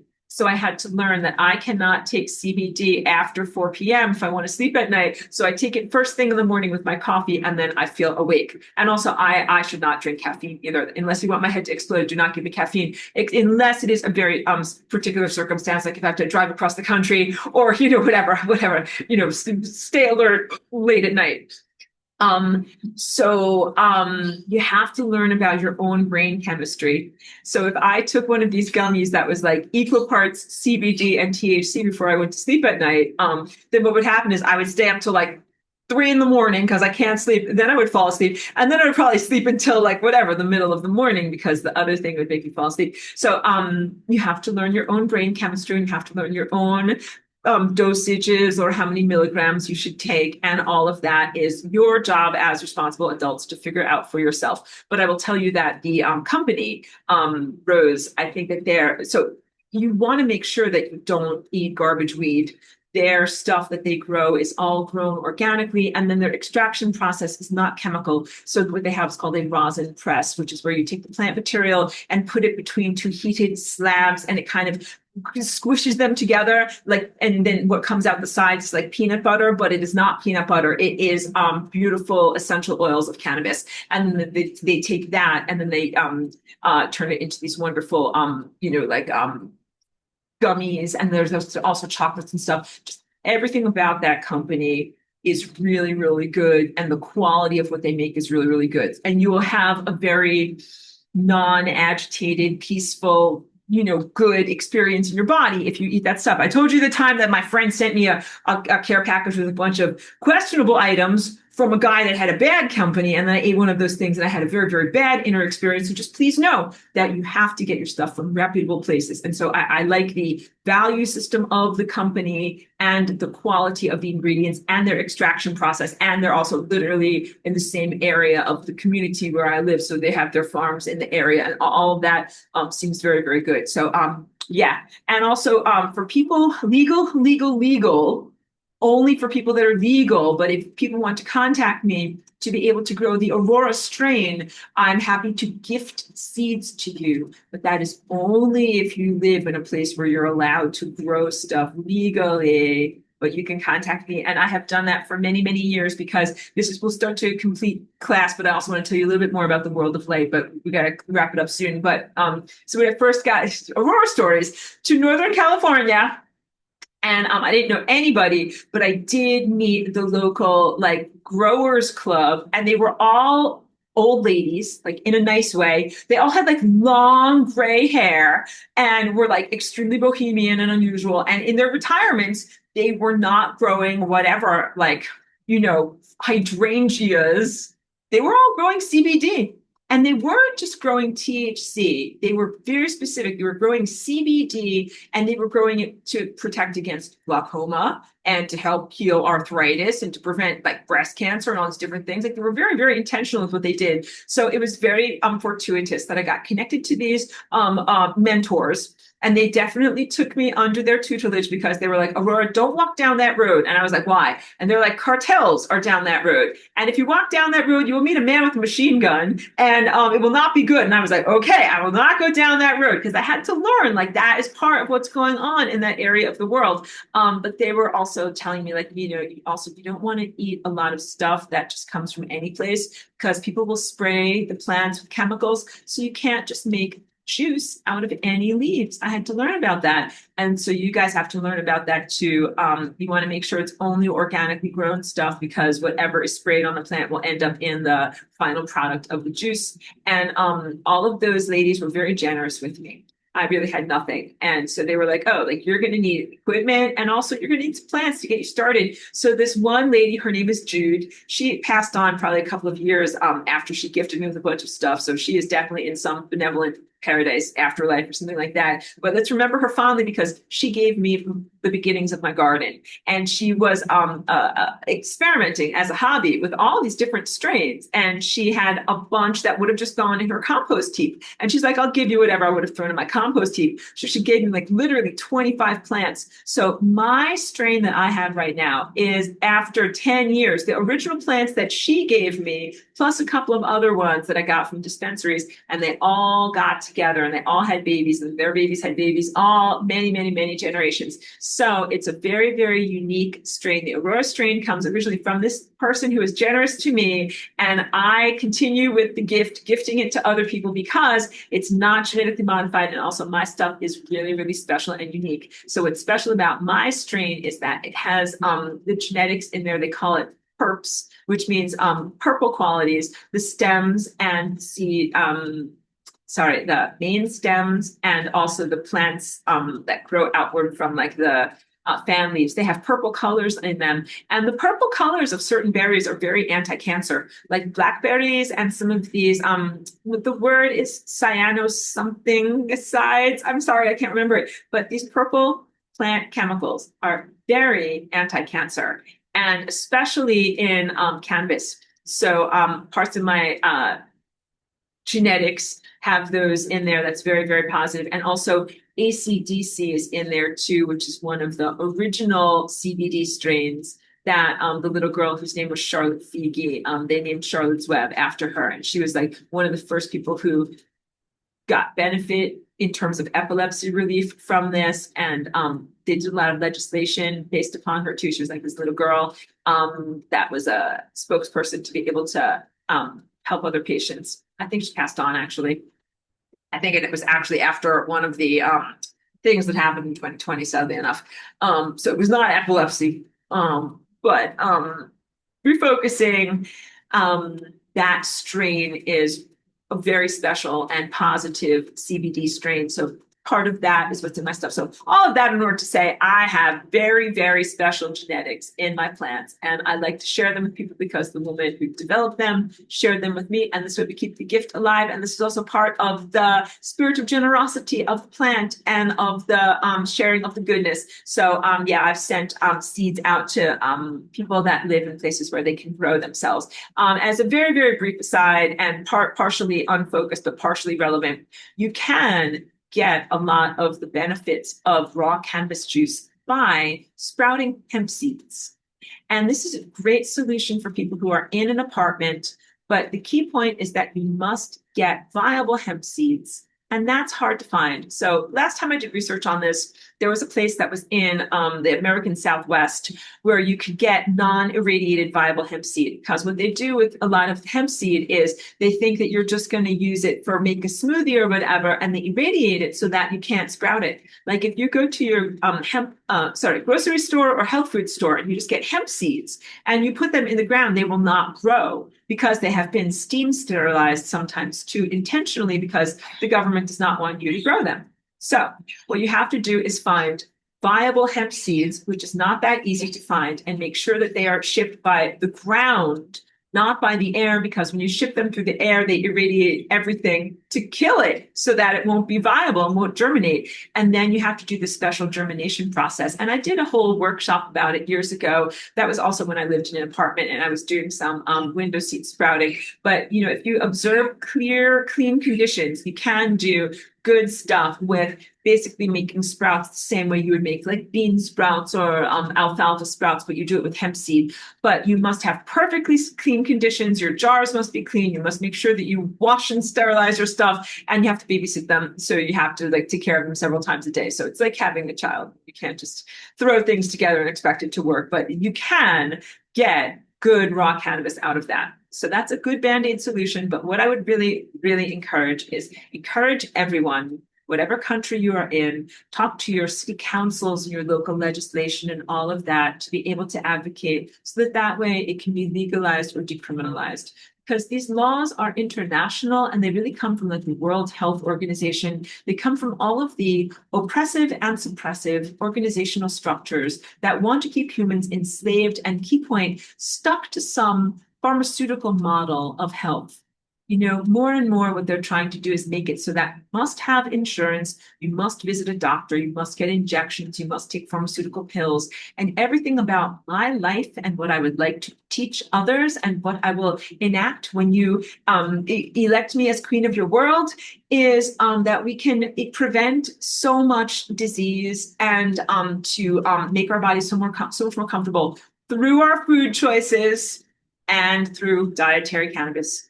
Just those two things can pretty much take care of like 95% of the things that we go to doctors for. And then the other 5% of stuff is like stuff that you need surgery for, you know, where it's like, okay, like you have broken bone and you're dying of blood loss, like you go to the doctor for that. But almost all the other stuff, you can treat it and prevent it with cannabis. I'm really telling you that. And it's important stuff because when you think about 5,000 years ago, as we return to my beginning of this lecture, you know, they didn't have like Prexa, you know, whatever, Cymbalta, all these stupid pharmaceutical names and everything like that. They didn't have that back then. You know what they had?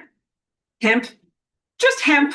And you know what? They actually stayed alive, lived very, very good lives, and were able to produce human civilization. So before you think that they were all like, you know, walking around like with their arms hanging off and they're like, you know, barely alive. Like, no, they were happy and healthy people. And you can be a happy and healthy person too if you lived much more like what they did. This is a beautiful comment. Mike says, thank you, Master Aurora. Wonderful and whimsical class. Much love to you, Cheeky, and everyone. Thank you. He's probably going out there for sun gazing. So good job there. And Joyce says, thank you, Professor. Happy walk-in day. I'm glad you're here. You're a valuable treasure. Love to you and Cheeky too. Thank you. Thank you very much for the celebration. And I'm very, very glad that I'm here, that I've made it through so much to be able to be at this moment in human history with all of you guys. So back to the stuff about the sun, because this teaching today is about the sun and the human endocannabinoid system. The sun is like a bat that is sending out echolocation, and it is waiting for us to reflect back to it in order to optimize the circumstances of our life. We need to do whatever we can in order to increase the strength of the signal between ourself and the sun, or ourself and the world of pure light, so that our whole entire world can have a coherence that comes from real-time communication. The cannabinoid system in your body is essential for real-time communication in your body, like your big toe to your brain and your brain to your big toe. And the health of our communication connection and to the sun and to the galactic center. We are the big toe, and the galactic center is like the brain. And what we want to do is make sure that we can talk back and forth between ourselves and the great galactic brain in real time. Cannabis helps you to do this. So this is a different contextualization of cannabis, as people have recognized its intoxicant qualities for a long time, but it is different than beer. I have drank beer in this world, and I did not enjoy it. I drank it and I felt stupider, actually. I did not feel like I was thinking deeper or more profound thoughts or had access to greater levels of ideation in any way. I felt stupider. And I think you can say a lot about your human realm that it encourages, not only legalizes and encourages the ingestion of the drink that makes you stupider as opposed to the drink that makes you smarter and more connected to divine intelligence or more divinely organized. So, in terms of the divine organization of your brain, you will also find that the effects of cannabis on your brain might not improve certain levels of administrative and cognitive intellect that human society appreciates. So, human society doesn't always appreciate the exacerbation of your poetry, your thesaurus mind, your non typical or insightful ideation. No, society likes it when you conform. Like, please drink some beer and stop thinking outside of the box. Be in the box. Please think in the box. And cannabis definitely makes you think outside of the box. And human control structures have not liked that and not appreciated that. And they want to criminalize thoughts that are outside of the box. In fact, if you actually knew how much of human art, music, and culture in terms of poetry and writing has been done by an auteur who is under the influence of a cannabis substance, a lot, maybe even 97%, a lot, a lot. It is not an invalidation of great thought structures that they occurred through people using cannabis, but that cannabis acted as an amplifier for divine intelligence. And this is a real thing in your brain. So the removal of cannabis from the human food supply and the diminishment of the human endocannabinoid system was putting cognitive shackles on people or diminishing the free expression of your mind. And when you reintroduce those fatty acids to your brain functions differently and better. On a side note, people are finding with dementia that statins increase dementia. Statins reduce blood cholesterol, and cholesterol is fat and is required for health and correct functionality of your brain. So there's a connection between artificially using, pharmaceutical to lower people's blood cholesterol and having their brains not work as effectively. Cannabis is also a fatty acid. It is fat soluble. So that's why you have to mix it with something like a butter or oil in order for it to come into your body. You can't just put it in hot water and make a tea out of it. And similarly, it goes to your brain and it helps to increase the health of signal structures in your brain. So for some dementia patients, they improve if you just feed them a spoonful of coconut oil. Like they just need better fats for their brain to function more effectively. And it is the same with cannabis and THC. Yeah, so cannabis and THC are fatty acids. They help the brain to function correctly, and they also go to the myelin sheath. And they help. So if my arm is a nerve fiber, the myelin sheath is my beautiful puffy sleeve. The fatty covering that goes on the nerve fiber, it helps to keep the signal in the nerve fiber so that way your brain doesn't short circuit and the signal doesn't melt away. So when you don't have adequate fats in your diet, or when you don't have the right balance of fats in your diet, the myelin sheath is not correct. And that is what gives rise to diseases that are called multiple sclerosis and Parkinson's disease. And these are really diseases of the destruction of the myelin sheath. And having the correct fats in your diet can improve and heal the myelin sheath. Oh, did I not talk about autism? Oh, I'm fainting. Did I not talk about autism? I hope that I don't get any strikes from the platform about using these words. But that is another mental condition that is hugely improved by CBD. And the cognitive abilities, emotional and mental stability of people with autism greatly improves when you give them CBD. There's a lot of commonalities between traumatic brain injury, epilepsy, and vaccine damage and or autism. And all of these brain conditions improve immensely by people being able to take and access CBD. So that's why it was a big deal when Charlotte Figi was this little 9-year-old that took it, and then a lot of kids her age got to access it, and they would give it to kids from the school nurse. Like you had to go to the nurse, and the nurse would give you your tincture or your gummy or whatever. But that was a huge deal because it used to be that if you gave your kids weed, they'd call Child Protective Services on you, and your children would be taken into foster care. They considered it to be child abuse to give your kids these substances. And now, finally, the control structures are recognizing that not only should you not be prosecuted or persecuted for giving your children these substances, good parents should give your children these substances. Good parents. So if it were legal and possible, all of these children that have vaccine damage, autism, and other neurocognitive difficulties should all be drinking raw cannabis juice, and you would see amazing improvements. At the same time, you would also find all of the elders and seniors in your communities would improve amazingly and not be in wheelchairs, in like defeated postures, in warehoused, facilities, and would instead be living vibrant, healthy lives at the end of their years, if you gave them raw cannabis juice. The ladies that I know from Northern California with the long gray hair, they were all active, living their best lives, drinking their raw cannabis juice and smoking their CBD, whatever, cigars. Not cigars, but you know what I mean.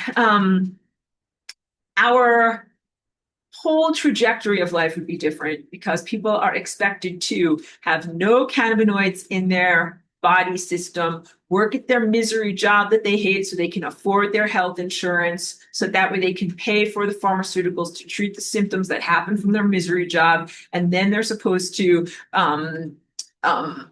retire at age 65 and sit in a wheelchair because they don't have any strength in their body because they never had enough cannabinoids in their body. You don't have to live that life. You can live a completely different life. And I joke, like, elect me queen of the world, and also in this moment, become empowered over your own life and over your own health, because you should be able to access this plant, access these fatty acids, and transform your own body. Personal sovereignty, medical sovereignty over your health, family sovereignty over your own children, that you should choose what substances you and your children take. And this is one of the best ways to exit the matrix. Like, literally, it's been like quite a diatribe about growing your own, but it is essential for your personal freedom and the freedom of your soul, not to be tied to the matrix world of industrialized medicine. And you really can pretty much exit the world of industrialized medicine by growing your own cannabis. Of course, this is all fictional, and totally don't take me seriously. And I hope that the platform that I share this video on doesn't have any problems with me saying all these things. I didn't hold up any signs today. I didn't do any interpretive dance or miming. Michael says, P.S., have you had an opportunity to listen to the song? I said, not yet. Let me listen later. Thank you. And I'm so sorry. Thank you. Thank you for sending it to me. Mary Ellen affirms statins are a huge business. They all are.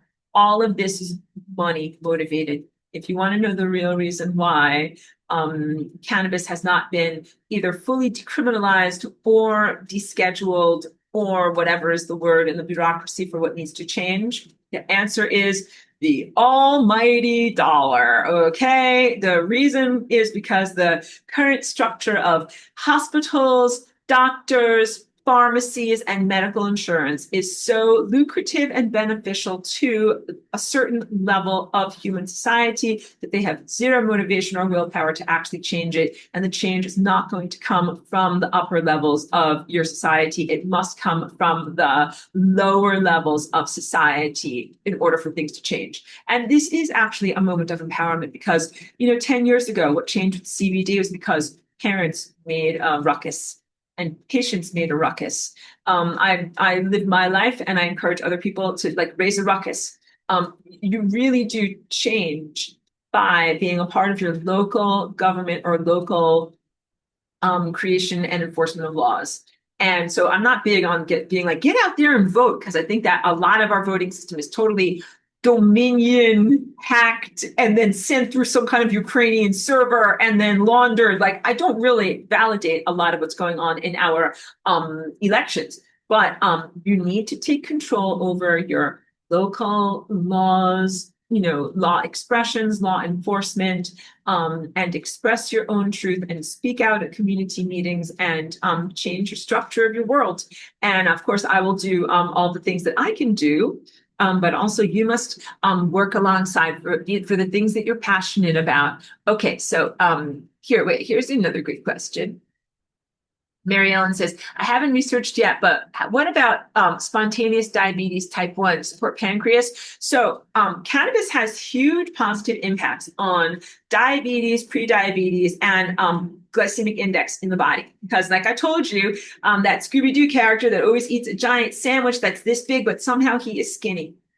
And this is one of the stoner stereotypes, the skinny stoner who always eats a lot. And this should help you to know that staying slim is not connected to caloric ingestion. There's a connection between how cannabis is in the body and how it connects to your mitochondria, your blood sugar, and your glycemic index, like how fast your mitochondria are transforming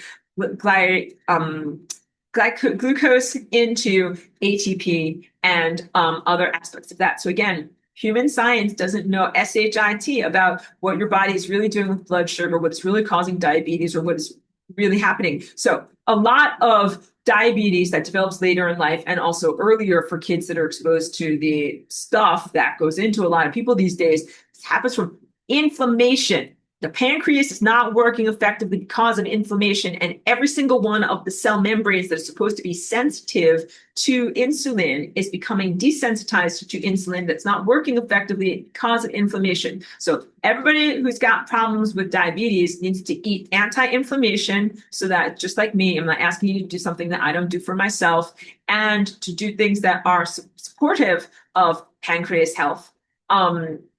Cannabis helps on being anti-inflammation, so it's going to help on that level. But cannabis also helps by bringing down blood sugar. Okay, so if you have never ingested cannabis, then I will illuminate you. Gather around, children, and I will tell you all about why you feel the munchies. Gather around, children. I'll teach you about the munchies. So the munchies happens because when you smoke cannabis, your blood sugar goes down, and then your body is like, my blood sugar is down. I think I need food now. Even if you just ate a giant meal like Thanksgiving dinner and then you smoke cannabis, you will still have the munchies because your blood sugar has gone down. So for a person who has healthy blood sugar, that just means that after your Thanksgiving dinner and then after you sneak outside with your weird cousin or uncle and you smoke a joint, you come back inside and you are feeling hungry and silly because you now need to eat like a cookie or something like that. It's totally appropriate. If you are diabetic or you have trouble controlling your blood sugar and your glycemic index, you can use that to your advantage. So that would mean that you would want to, of course, eat low glycemic, eat a balance of proteins, fats, and carbohydrates at every meal. And also you would want to smoke a small amount of cannabis before you eat your meal, and then smoke a small amount of cannabis after you eat your meal. And then that will help to keep your blood sugar steady. And you might also have to change the amount or timing of whatever insulin or blood control stuff people are taking on pharmaceutical level. Yes. So yes. And the truth is that if you smoked and ate cannabis all the time, you might not actually need to take anti-diabetes medicine, but you can't cheat. You can't just eat a bunch of chocolate cake and then be like, now I will balance this out by like smoking a giant joint. Like, that's not right. Don't do that. All right. So you got to do things the right way, because it shouldn't just be a Band-Aid. But yeah, you can absolutely use cannabis to be able to manage your blood sugar. And that's a big thing. But also when you're managing diabetes and blood sugar, you also need to manage your exercise. And I do that too. I'm not diabetic, but the aspects of my brain challenges are triggered when my blood sugar goes too low or too high. And so that's why I do the steady blood sugar thing. And so yes, I use cannabis throughout my day in order to help to keep my blood sugar steady. And your body will tell you when you need something. And this is also why, like, if we can have this conversation honestly, I choose not to talk about cannabis in the light of addiction. I don't think that it is the same as other substances. I recognize that people do struggle with addiction. People struggle with substance abuse in general.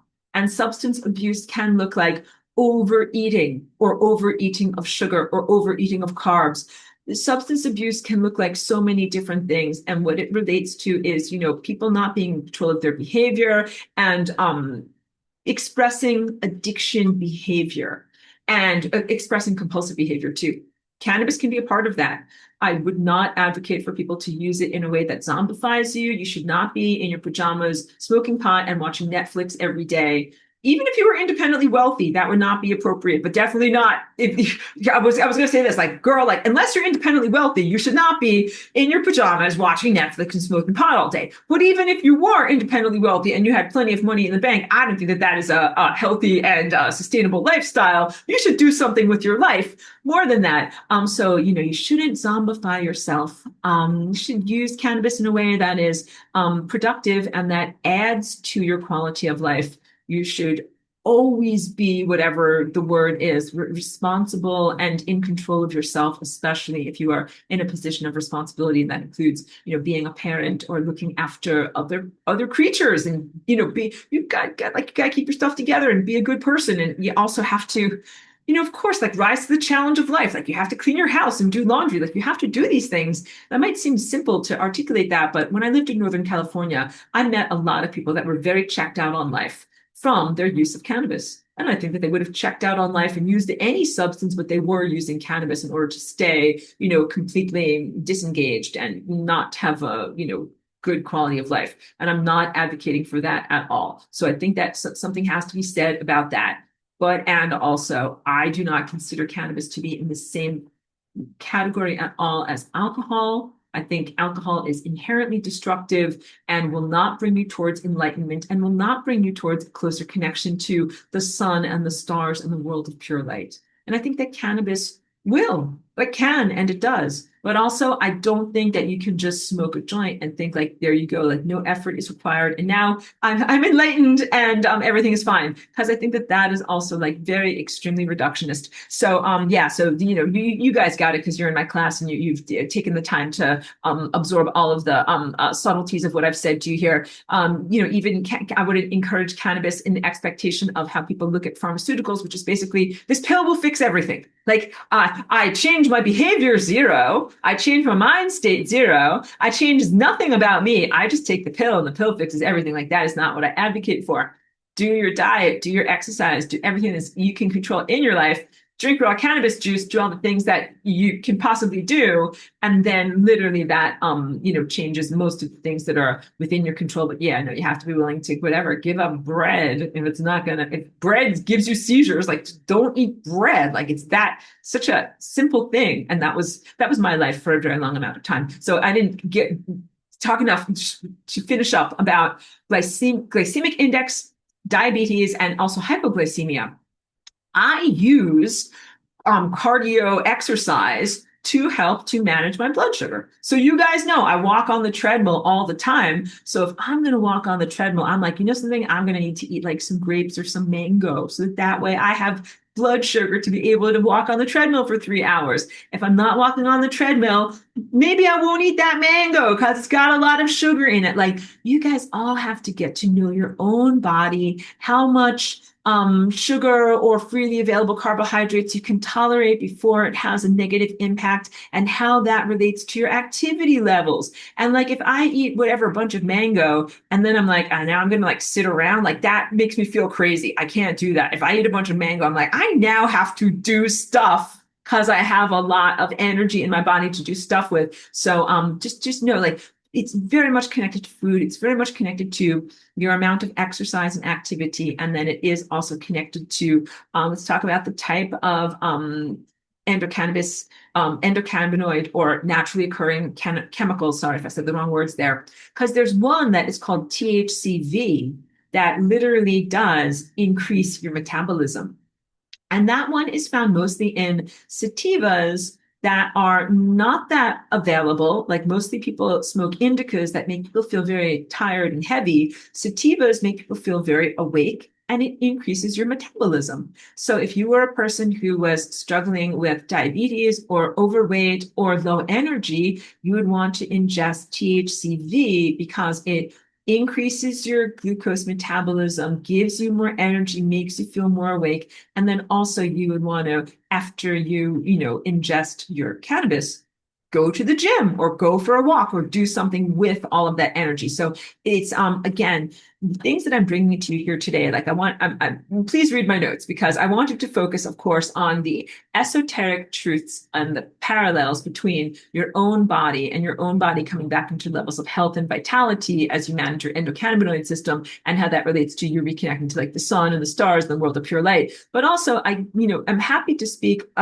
frank talk here today about cannabis and everything that I've learned about cannabis because I think it is a huge like benefit or helper in our lives. Like I genuinely feel that it is a plant and a substance that has been put here or brought here or given to us that helps us to make a bad situation better. Like this is really not an ideal optimum situation. I feel like cannabis is essential and it is really essential in my own life. And so as you guys, I'm intending to be a good mentor or a good influencer of all of you on your journeys. I would not be a good person if I kept this as a secret. And if you were all wondering, like, how is Aurora thriving? Like, how is she getting through all of this, whatever, Bluetooth frequency, ocean of pollution, everything like that? That would not be good if I didn't tell you what I'm doing. So this is what I'm doing. So almost every day I'm drinking raw cannabis or eating some dietary cannabis. Almost every day I'm putting on cannabis moisturizers or tinctures or something after I exercise. Almost every day I'm taking CBD tinctures. And then usually I will also balance that out with the THC. And you have to know that also THC is often demonized because people call it the devil's lettuce. The thing's going to make you crazy. Can't just take CBD because you will be out of balance. Even if you make it a 100-to-1 ratio, you can take 100 CBDs, you must take a tiny amount of THC because it's what your body needs. And that is what would literally be in the plant. You would have a balance of both of these chemicals. So just keep that in mind that if you are thinking of getting some of these legal CBD tinctures and everything like that, like you might also want to get something that's a 1-to-1 CBD to THC ratio and take a small amount of that before you go to bed. Like, got to figure out your own body, but do a balance because you'll benefit from having a balance. But all of this, my weed lore, human history, and teaching you about neurochemistry and biochemistry. All of this is really good information. It's going to help you to be able to be free. It will help you to go in positive directions and to be free in life.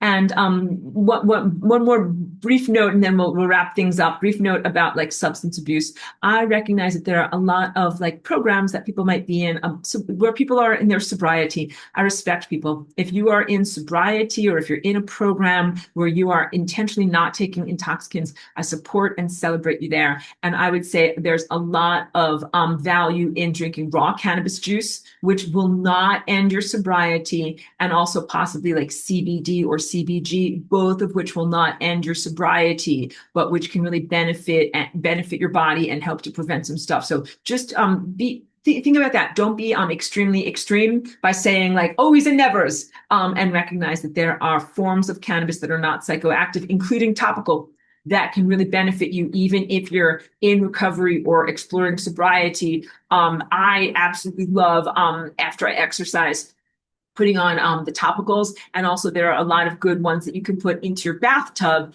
and soak it in through your skin.